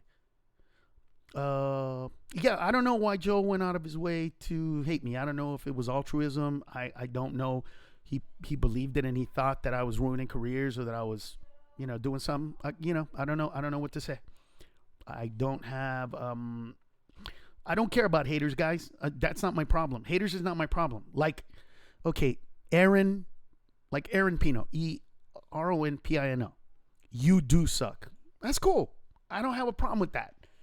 That's you thinking that you like some other comic. God bless you, man. Thank God we live in a comedy world where there are a plethora of people that will make you happy. I'm not one of them. I get it. Those aren't the comics that I'm talking about. Hate to ask, but the whole situation with Freddie Soto and your relationship is still a bit gray. Any thoughts? Omar, what do you mean about Freddie Soto? Let me tell you my relationship with Freddie Soto. I almost got shot because of Freddie Soto in a positive way. So, Omar, here's what happened. Freddie Soto was a really, really young comedian, and he went up on stage and did a 5-minute set, all right, where he was doing that joke about his dad where he goes regardless, okay? And I saw that and thought there was something brilliant in that specific joke. Really did. Well, at the time, the original room was filled with a lot of people who wanted to heckle, and it was just that kind of a room. And so they started heckling him. Well, I was hosting that moment, and they started fucking with him to the point where he couldn't talk. He couldn't talk. I went on stage and I looked at the hecklers and I said, guys, this kid is young. He's an amateur. You guys are fucking with amateurs. I'm not an amateur, but this is not my time. Let him finish. Just let him do his act. And then I'll come up and you can fuck with me because I'm not an amateur. Well, at the time, it was Dr. Dre, Snoop, the DOC. Those were the three guys talking shit, okay? So I went on stage and I started fucking with them. And the DOC was a huge love of mine, all right? I loved his ass, and I still do, by the way. But he had gotten into an accident, so he couldn't talk. It was just after the accident. And he does a song called Portrait of a Masterpiece. And in the middle of it, he stops, right? Why you stopping? To catch my breath, kick it, yeah, strong. Go listen to the wham. The doc is back to attack the wiggy whack and take a rightful place. I don't rightful time. The deal to the sea, and it's mine. So anyway, I said to him, you know what you should do? You should come out with that rap, but with the voice box. So I started going, bam, go listen to the wham. The doc is back to attack the wiggy whack and take the rightful place at a rightful time. And the audience went crazy. And then I stopped and go, why are you stopping? And I went, to change my batteries. The fucking audience went nuts. At that moment, I think it was Snoop who said, we're going to bust the cap in your ass. Straight up.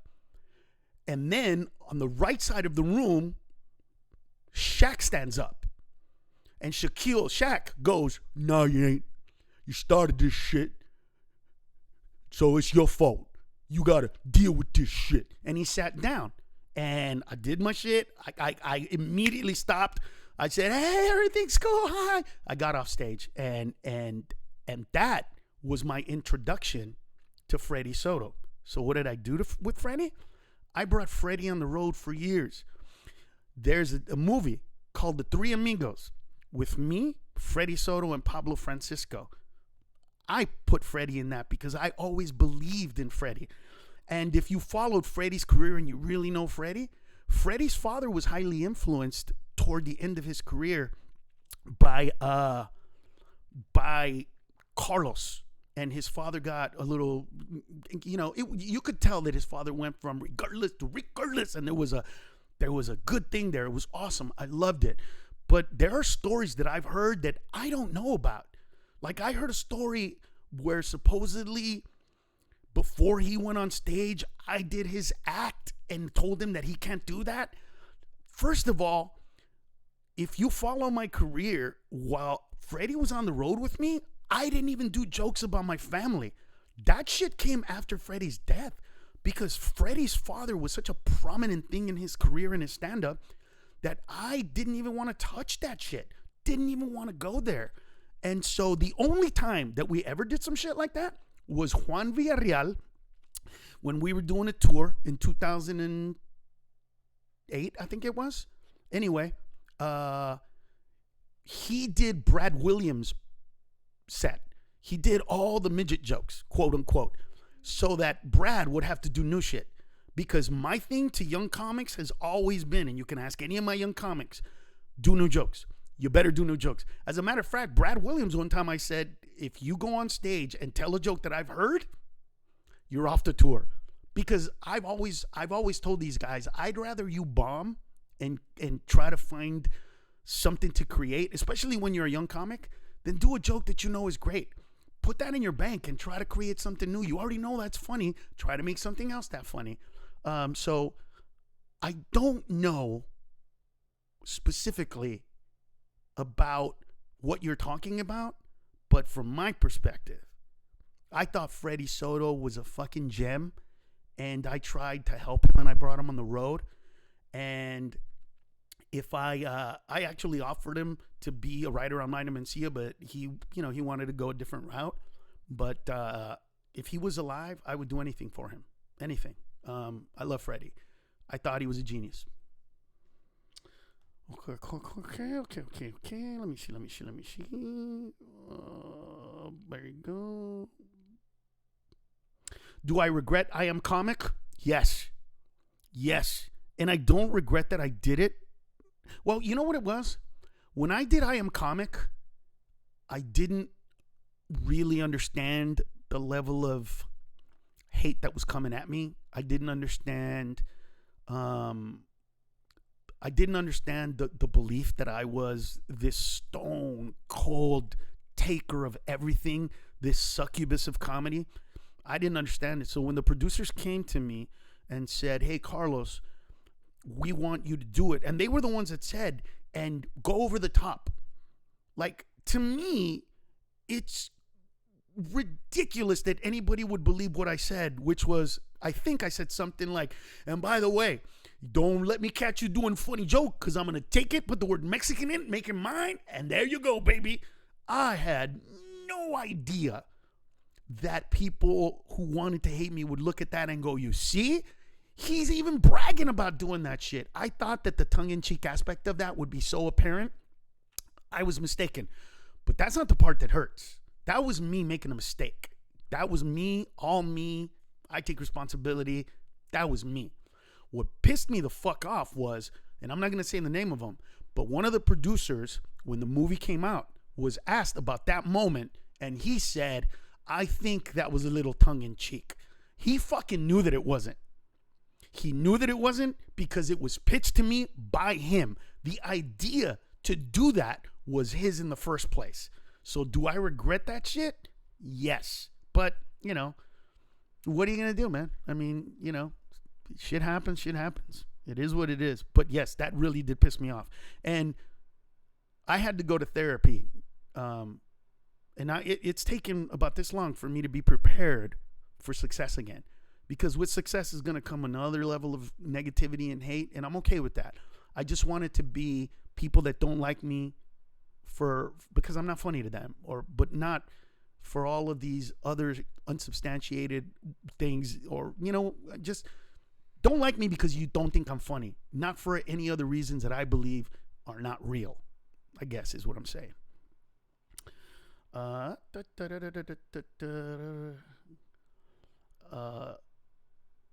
Yeah, I did make a mistake. That was my mistake. I should have done it. No, I have not spoken to Joe since the incident. And maybe I'm wrong, man. But I just have never done anything negative to Joe. I've never hurt Joe. I've never said anything bad about Joe. So I feel like it would be disingenuous for me to call Joe and say, hey, Joe, anything. You know what I mean? I feel like Joe went on and said all these things. Joe perpetuated all these things. For what reasons? He might, you know, he believes it. I don't know. Whatever it is, he's the one that did this. What I'm saying is, I don't hate him. I don't hate anybody. I'm open to doing any show, any podcast. Just let me know, man. And I'm in. It's never been something that I've been afraid to talk about, as I'm not afraid to talk to you about this, guys. But yeah, I don't know. And maybe I'm wrong. Tell me if I'm wrong, but I feel like it would be weird for me to be like, hey, let's fix things, when it's kind of like, wait, I don't have anything, so to speak. I've never done anything to the guy negatively.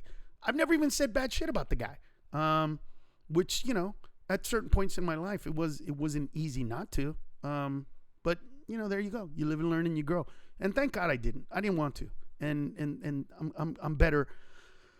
I'm better with myself than it is. But, you know, I do understand that if they believed all that, truly believed it, you know, their hate is understandable. Truly. If you truly believe that I have cheated my way into Mina Mencia and performing and all that stuff, and you think that it had nothing to do with me, that it's because I pretended to be Mexican, that because I changed my name from Ned to Carlos, that because, you know, I took everybody else's shit and none of it was mine and it was all built on the backs of others, and that's what you believe, I truly understand your hate. I'm just telling you on a conscious level, man. And I'm leaving it open to the subconscious. I'm leaving it open. You know what I mean? That's why I'm saying, you know, you have somebody say it and bring it. But on a conscious level, that's never who I was. Even in my arrogant or cocky or, you know, filled with self days, even in those days, I was still trying to help others. It wasn't me being just, you know, a taker, so to speak, of comedy. Thank you, man. Appreciate it. Nope, not gonna say that negative stuff. Let me see. Somebody said something about. Let me read it. All right. Oh God, jeez. Oh, all right. Hey, okay, here we go. Friends with Bill Burr. No, man. And you know what? Fuck. I was at the Improv the other day. Maybe it was a couple years ago, and I saw Bill. My understanding is that he doesn't like me, but I've never spoken to him on that level. I respect his comedy immensely. I think it's ballsy and funny, and he puts great shit together. I was a pussy at the time. I didn't want to go up to him and say, hey, what's up, man? Do we need to talk? Or I'm sorry. Or because I don't know what he feels, or I don't know much about him. Like I said, I've stayed away from all of this stuff. I really do wish, though, that I had the balls to do it. But to be honest with you guys, off stage, I'm not Carlos Mencia. I'm just not. I'm not in people's faces. I'm very shy. I hold shit in. I don't want to be intrusive. But I saw Bill, and I wish that I would have said something, because I like what he stands for, and I love his performances. And whenever I've been around the guy, he's been a really good guy, man. He's a really great guy. He was a really great guy. And you know, to see what happened with the traveling virus, where he gets booed one day and then the next day he gets a standing ovation, or you know, a few shows later, that was an amazing metamorphosis to see. I like that. I mean, I went through the same shit. I did the Opie and Anthony traveling virus, and I performed. I think Joe was on that show. Maybe. I'm not sure. But when I got on stage, I was booed, and by the time I got off stage, they gave me a standing ovation. It was one of the greater shows, at least memorable in my life. And he was a part of that, and he went, you know, from bombing in one to killing in another. It's a mad respect I have for the guy. So as far as Bill Burr is concerned, I hope that one day I can befriend him, but I have no idea what his perspective is, or what I've done to him, or what perception there is. I really don't. Oh,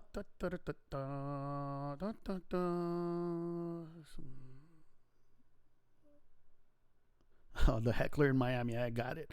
Mr. Carlos Mencia Show. Thanks, man. Hope you're healthy mentally. Yeah, I'm a little fat, but I am okay. You know what I mean? Like I said, you guys, anybody that's asking, you know, I will be on any show, and Joe, invite me, man, so I can be on, because everybody wants us together. But you know, if you don't, that's your show, man. You do what you want. I'm open to it, though, brother.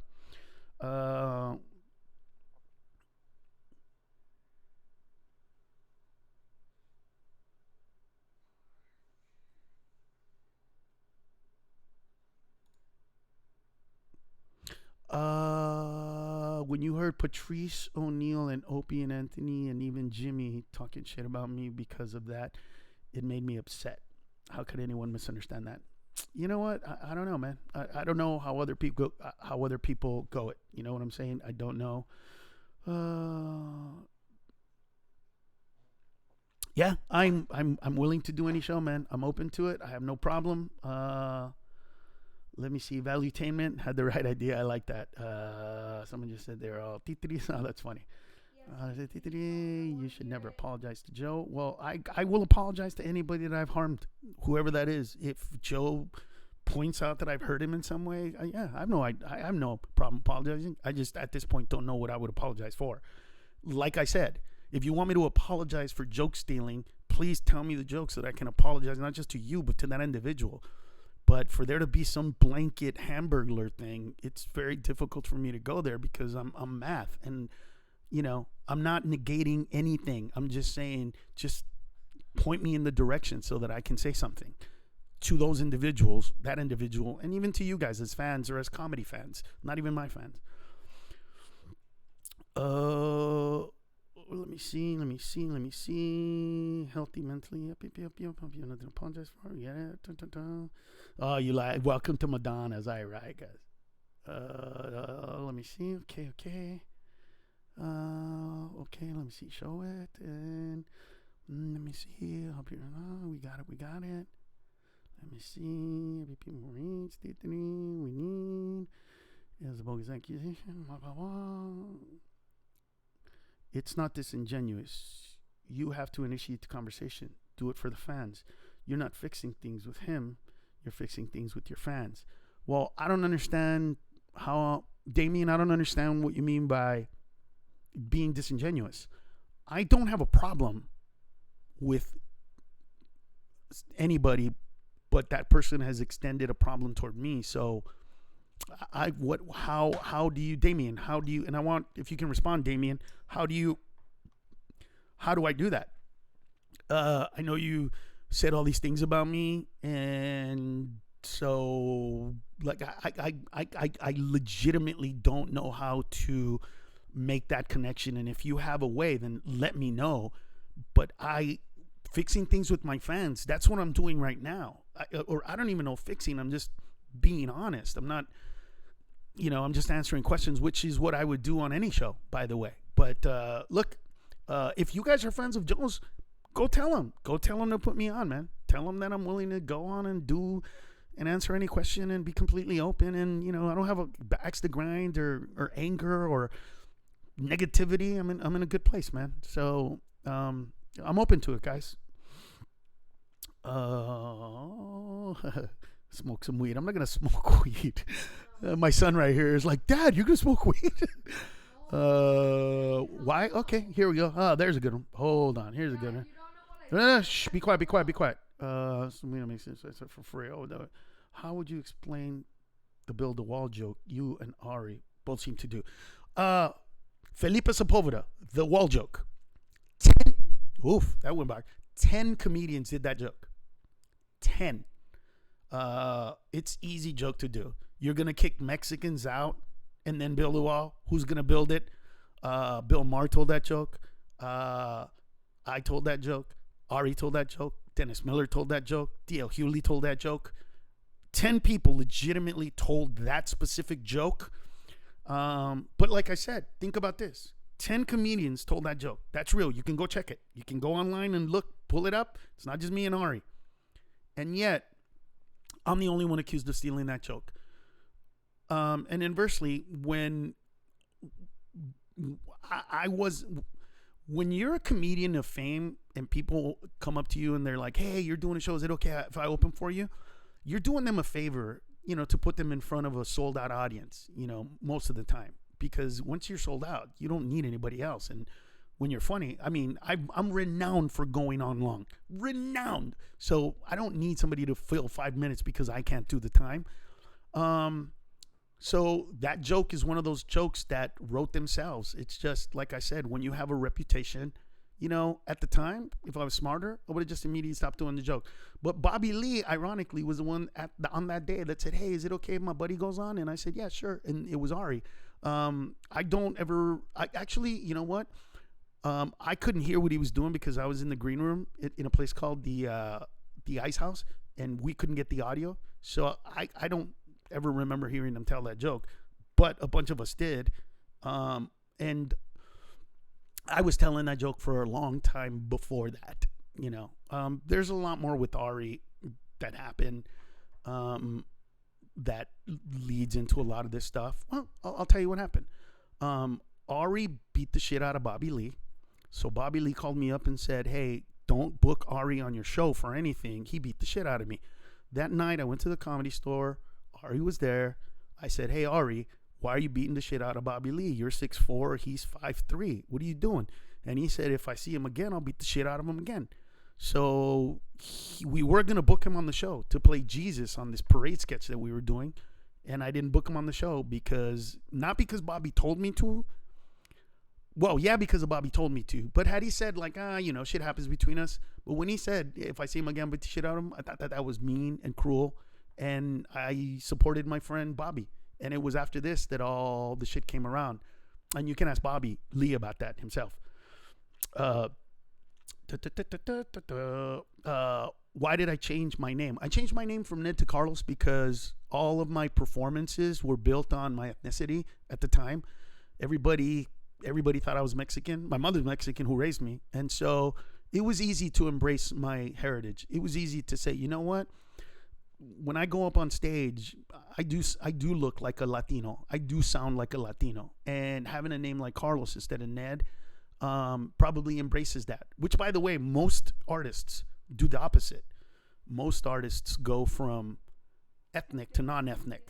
So instead of ski, they take off the ski so that it's, whatever. I did the opposite. And I did it because a lot of comics have changed their names. Some you don't even know, and I'm not going to bring them up. But, what is Carrot Top less funny because it's not his name? Or Larry the Cable Guy? It is what it is. I did it because I wanted to embrace my ethnicity because the owner of the Comedy Store said, you can't be an angry Mexican named Ned. And I was like, okay, well, and I didn't see the big deal of changing my name. I really didn't. Lucas. Sorry. Change my name. Okay. Am I okay with Ari? I haven't talked to Ari, but if actually, you know what? We did email each other, and I was supposed to be on a show, but I haven't caught up with them. But yeah, I think from what I understand, he was like, I haven't even thought about it in years. So that's the last I know from him.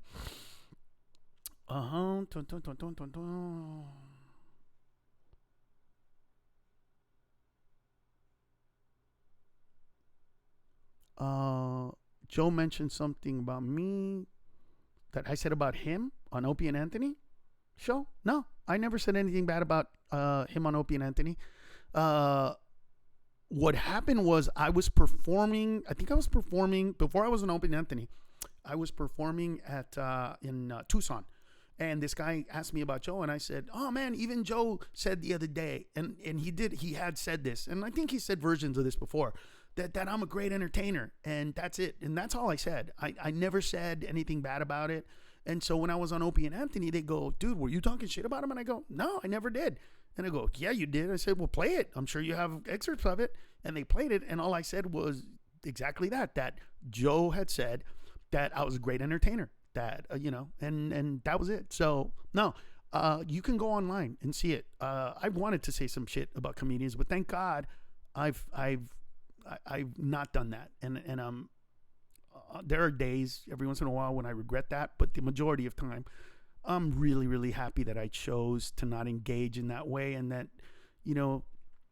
whatever I've done or gone through that, I can look at myself in the mirror and go, you know what? At least I didn't do that shit, and I'm thankful for that. So, and yes, I would do the Joe experience for somebody that's asking that just came on. Yes, I would do it. If I'm invited, it's not my show. I don't know how to invite myself into a show that I didn't do. So there you go. Let's see. Let's see. I didn't say, Damon is full of crap. I don't know. I don't want to say that. You said that contacting Joe yourself would be disingenuous. I believe you can't. To invite you to do the show to prove you wrong will be the best thing for your career. Well, you know what, Damien? I've said, I don't know how many times on this, I'm sure people are going to tell them that I'd love to do the show. I'd love to do all those shows, the Beast, the Tiger Belly, all of them. I'm down. I've always wanted to do as many shows as possible. And that being so popular, yeah, of course, man. It would be stupid of me not want to. But I never have been shy about that. But I'm not going to challenge anybody to put me on their show. That's up to them, not me. I'm just completely open to it. That's my point of view. And no restrictions at all. None whatsoever.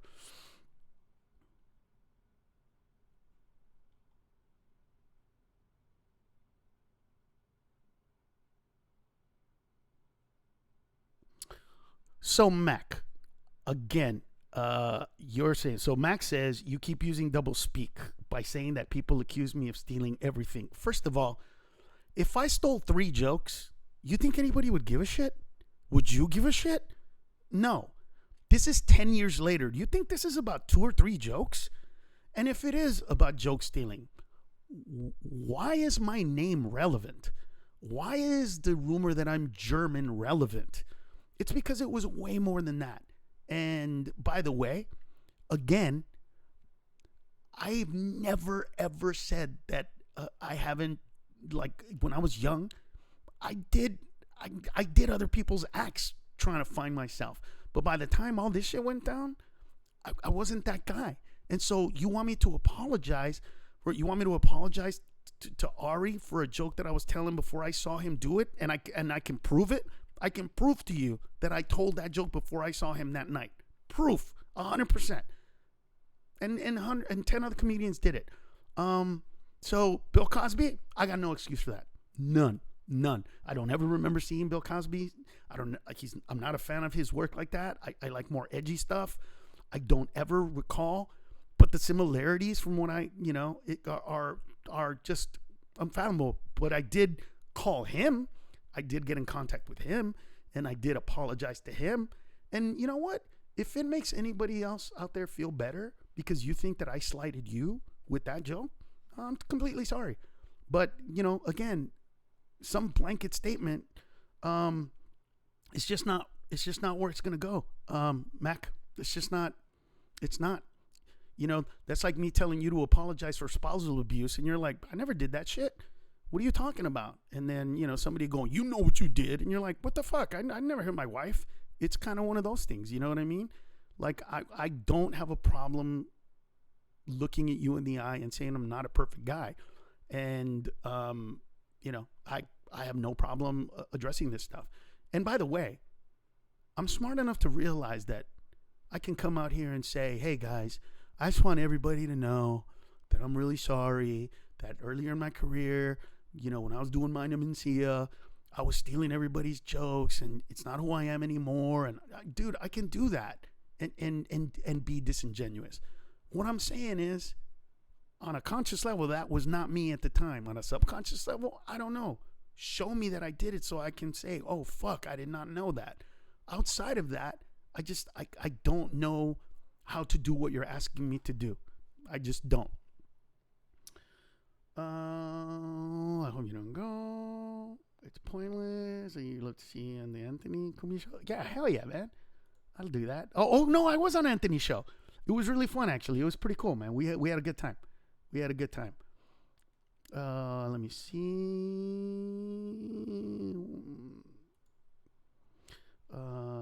When Chrysler immediately thought, maybe this time Bert should drink beer from Swastika Cup. Okay. What's the real reason you think these people hate you so much? Okay, Michael, you asked a great question. Why do I think comedians hated me so much? There was a reason. And the reason was I bumped. Bumping means went on before them when I wasn't on the list to go on, to everybody. And I did it I didn't just do it. I fucking relished in it. And I went hard, which I always go hard. But it probably made it seem like I was trying to one-up all the comics, which I wasn't in that respect. I'm just always trying to be the best I can possibly fucking be. But all of those comics were personally hurt in that way by me, all right? Now, I never called a comedy club and told them not to book somebody, nor did I ever have that power, in my opinion. But did I go on stage and, do fucking an hour when somebody was supposed to, be on that night, and they probably had a reservation that I didn't give a shit about? Or did I ask them, hey, is it okay if I go on before you? No, I just did it. And it was selfish. It was I can tell you why I did it, which I did in the beginning of the show, but honestly, those guys deserve, I understand why they fucking hated me. And it's something that I've apologized for, and I will apologize for again. I'm really sorry to those kids. They were young, and, they weren't like me. They were just different, you know what I mean? A different generation. My generation, we paid our dues, quote unquote, and then got the right to do it. These young kids said, look, I got a spot. I deserve to be on there. Doesn't matter that I don't have a TV show. It shouldn't matter, because if I got a spot, then I should get a spot. And, that was something that I didn't understand back then because I was too close to it.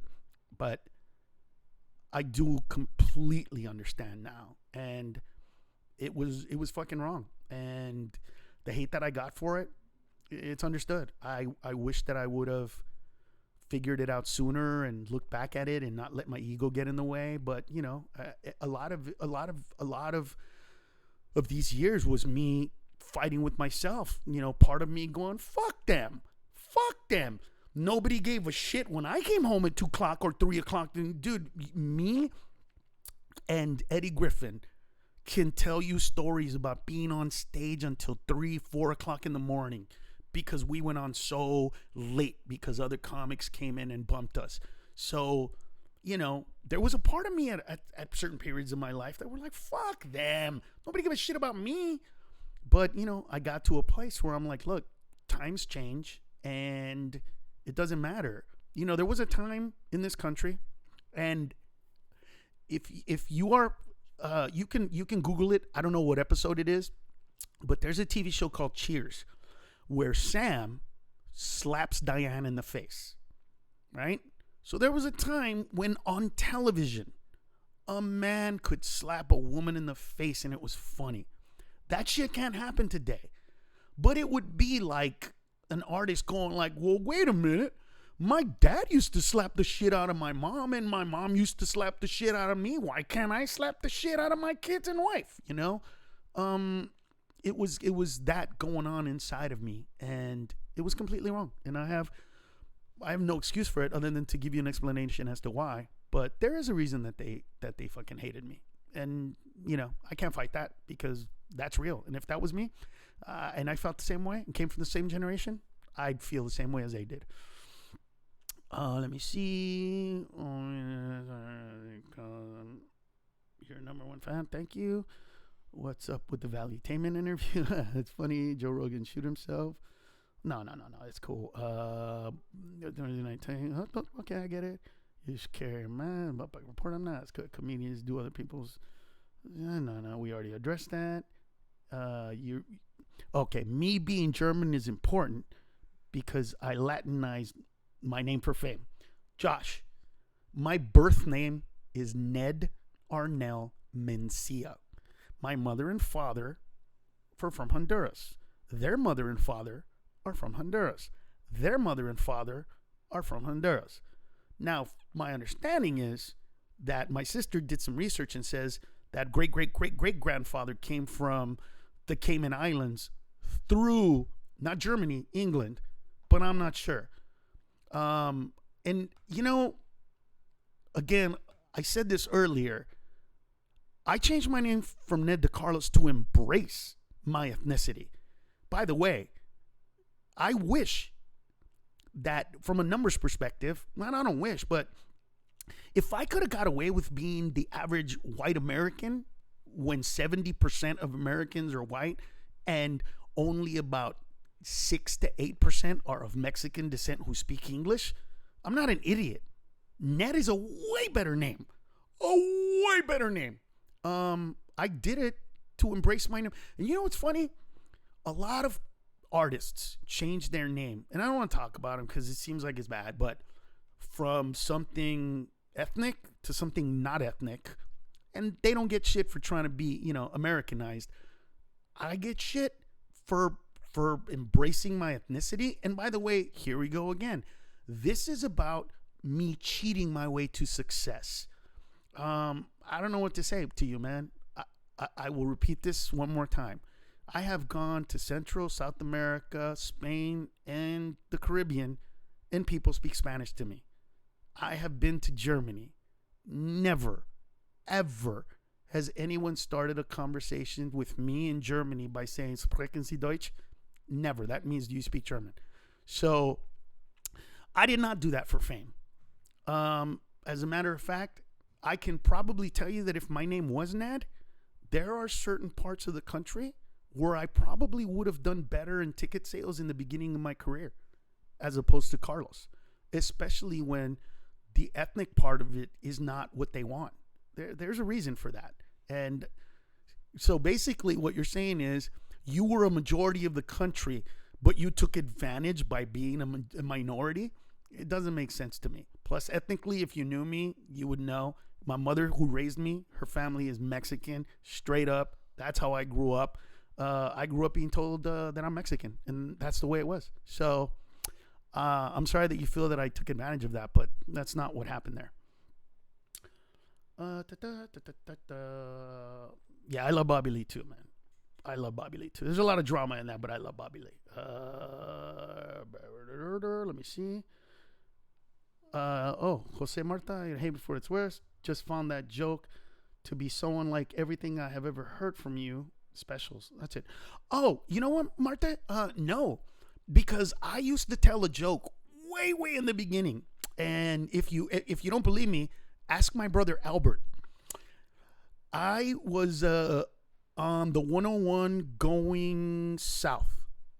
and we were in between Western and Sunset.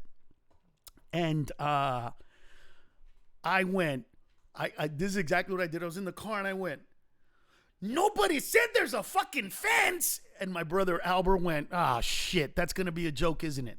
And it's the first time I had written a joke about the wall, quote unquote. And it was, do you really think that a fence is going to stop somebody from coming into America? And the whole bit was, I'm coming from south of the border and I almost get raped. The train almost runs me over, blah, blah, blah. And the story goes. And then I get to the fence and I go, nobody said there's a fucking fence. And that's the first time I ever did a wall joke. And that was in the early 90s, way before all this other shit, which was 10 years later. So that joke was actually a retread of some shit that I did in the early 90s. As a matter of fact, I actually did that thing on a show called Comedy Compadres, which only aired on Channel 5 KTLA, and that shit was recorded in 1992. So there you go. You reported back. That's funny. Let me see. We're going here. Okay. Oh, thanks, man. Never realized what a cutthroat business stand-up comedy is. You know what? Stand-up comedy is not a cutthroat business. The thing about stand-up comics is we're very self-centered. We perform alone. We write our own stuff pretty much. We create. When I'm up on stage, I'm the actor, writer, director, producer. I get to be myself and do all of this myself and get a standing ovation sometimes. And when that shit is hitting you and you're up on that stage and you know that it was all you, your creation. When I step on a stage, there's a microphone. That's it. And I, as a comedian, get to go up there and create this fucking amazing world. It's such a beautiful thing, man. It is such an amazing thing. But it's not that we're cutthroat. It's that we just, we're used to, getting the adulation ourselves. You know what I mean? If you don't understand what I'm saying, how it was, I'm not remembering the name of the show, but there's a movie about the comedy scene in Boston and how at first it was amazing and it was cool. And then how one of the comics ended up on the Tonight Show and how that began to break it up because all the other comics wanted it to be them. And you watch it and you'll see, and you kind of see where we come from with this stuff. Brendan Schaub is a comedian. You know what? I don't know who Brendan Schaub is. I've never seen him, so I can't tell you that. Wait a minute. Somebody put the 405. Oh, the 405 and Jamboree. I love that joke about the 405 and Jamboree. No more of this, please. Okay, Fresno. Oh, Fresno, I love you guys, man. Do you respond to the allegations that you are one funny son of a bitch? I appreciate you big time. What? Can I respond? To who? This.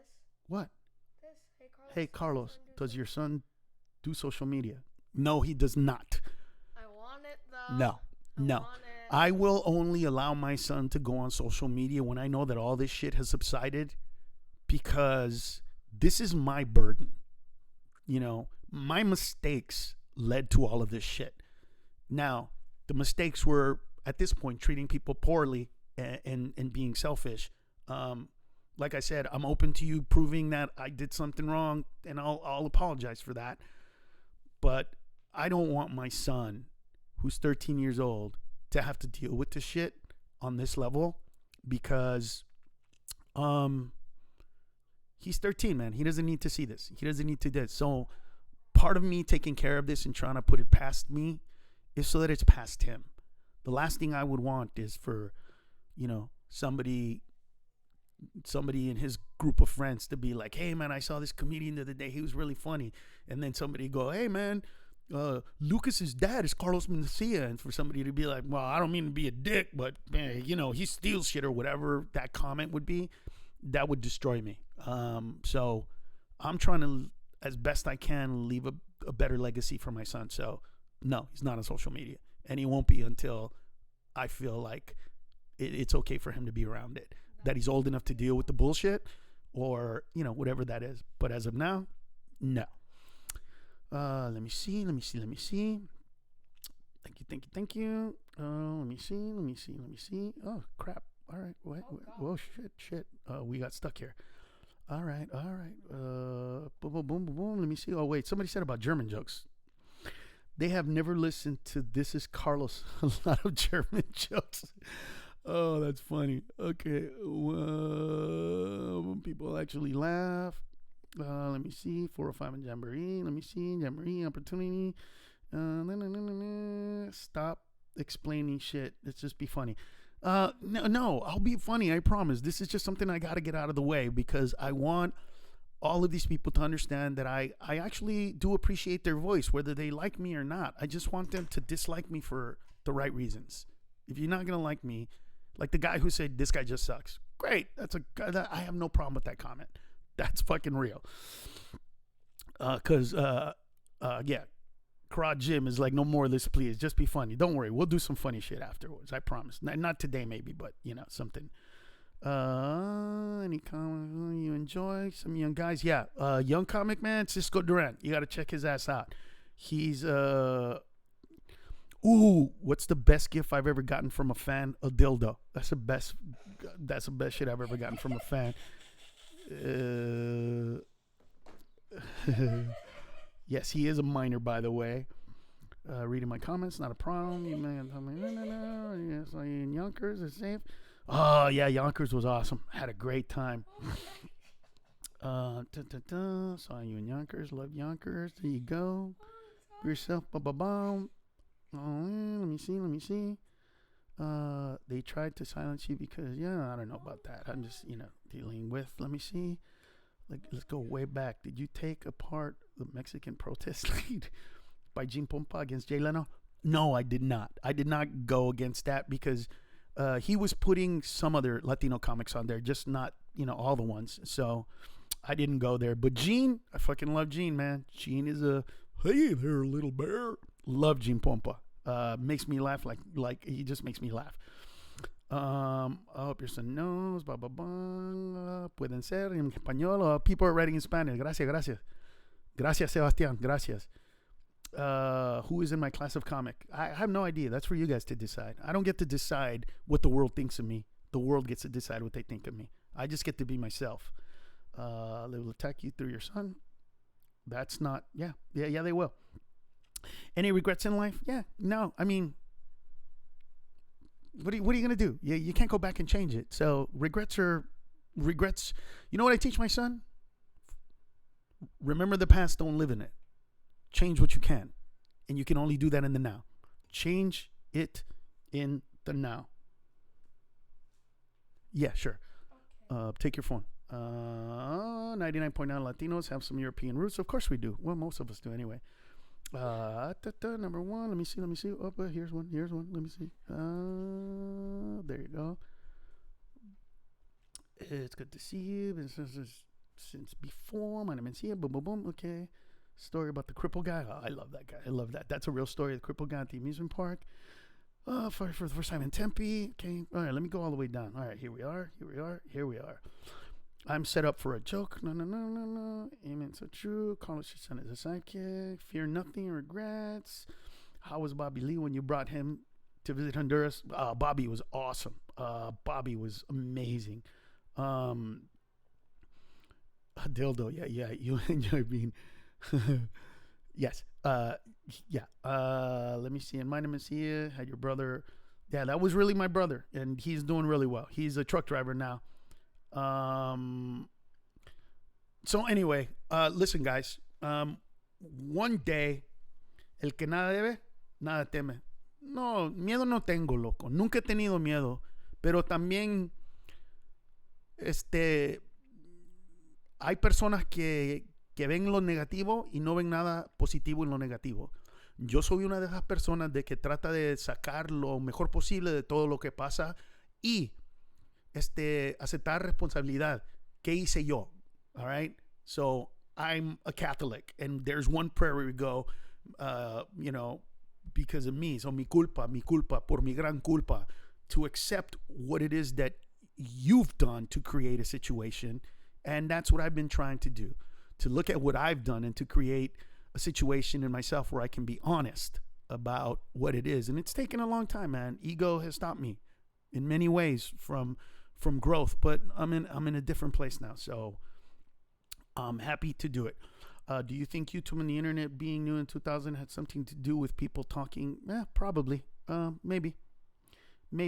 What's next? I have no idea what's next, but I got special. I got a lot of material for a special. So I'm going to come back out. I'm going to do movies. I'm going to get back into it if, God willing, but I'm there, man. I'm in a good place now. There it is. How often do I write jokes? Pretty much every night. Every time I go on stage, I come up with something new every night. And if you go to my YouTube channel, right? youtube.com/Carlos Mencia, and go to Bit of Mencia.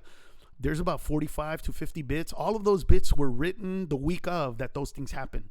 So there you go. What did JFK ask? Because somebody's saying that I addressed this a billion times. Maybe I missed that one. Okay, let me see. I can't tell by the Spanish. It's the next podcast. Tomorrow's the next real podcast. What's my net worth? Come on now. How did you start making jokes? This is showing the ropes. Seen all of them. Some of the greatest delivery in this game still. Boom, boom. Thanks, guys. Appreciate it. I do want to do a villain, but not in wrestling. Just like an actual villain. Okay. All right, guys. Will I ever do another TV show? Yeah, I'm working on it. I'm writing a bunch of stuff right now. So we shall see, guys. We shall see. How do I refine material? Here's how I do the material. I come up with an idea right out the gate. All right. Like, here's an example. My idea after being confined for almost 2 months is, in the beginning, I like my wife and family. Toward the end, everything becomes annoying. That's a beginning joke. So what are the things that become annoying? What are the things that used to be cool? What are the things that aren't? And so I start creating like the scenarios, and what I want is for people to be like, oh my God, I felt the same, or holy fuck, I can't believe this guy. So that the laughter is either making fun of me, laughing at me, or with me. Either way, I'm trying to create, things that make you not just laugh, but think, or at least feel like, holy fuck, I'm not the only one. You know what? I love my kids, but man, I came this close to punching one in the face. You know what I mean? And have people go, fuck, I felt the same frustration. Like, any jokes like that are the jokes that I like to tell. And that's how I write. And they get refined because sometimes I push them too far and I got to bring them back. Sometimes I don't push them far enough and I got to push them a little forward. But either way, I have to find sweet spots for the jokes, if you will. Hold on, I got to drink some wine now.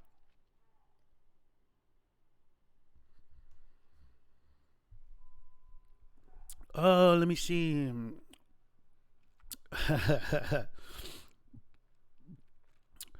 Bobby Lee said that I stole his whatever. I don't even say that's his. But my favorite joke of Bobby Lee's is the one about how no matter how angry his father is, when he sees pictures of himself, he'll get mad and they go, oh, there I am in the picture. That's my favorite joke, Bobby Lee's joke. My favorite. When I first met him, Bobby Lee, he you know what? I'm gonna be on Bobby's podcast, so I'll just keep some of these stories for him. But oh yeah, I am gonna do super chat at some point. Look, I stayed away from the internet because it's toxic, and I'm getting into it now, so I'm bathing in it, and this is why I'm opening myself to all of you guys, to whatever it is that questions you have, and I want all of you guys to know that I'm open to whatever you want to ask. That's what this was for. I'm getting a lot of love here, but it started off by me saying, ask me any question. Is that a Merlot? I really love Super Tuscans. Super Tuscans. You know what? I'm sounding like a dick here. I like fruity wine. So it's a fruity wine. It might be a Merlot, actually, now that I'm thinking about it. No, Bobby Lee is not a backstabber. Bobby Lee is a very beautiful, sensitive soul who, let me see. Good. Keep giving it to Juan. How do I say it? Bobby Lee is a beautiful, beautiful soul who, when he tried to be kind to me and post something, he was eviscerated for it. He couldn't deal with it. He couldn't handle it. And he pushed himself away from it. It's on the internet everywhere. I feel nothing but sadness that I put him in that situation, that my behavior toward other comics made them hate me so much that he got stuck in the middle of that. The only thing that brings me joy is that inevitably I was right.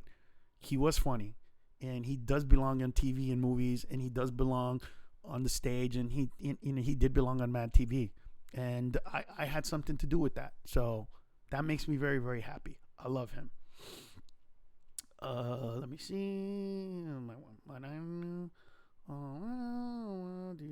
Wait. Would I go on Tiger Belly? Yeah, I'm supposed to be going on Tiger Belly really soon, by the way. Yeah.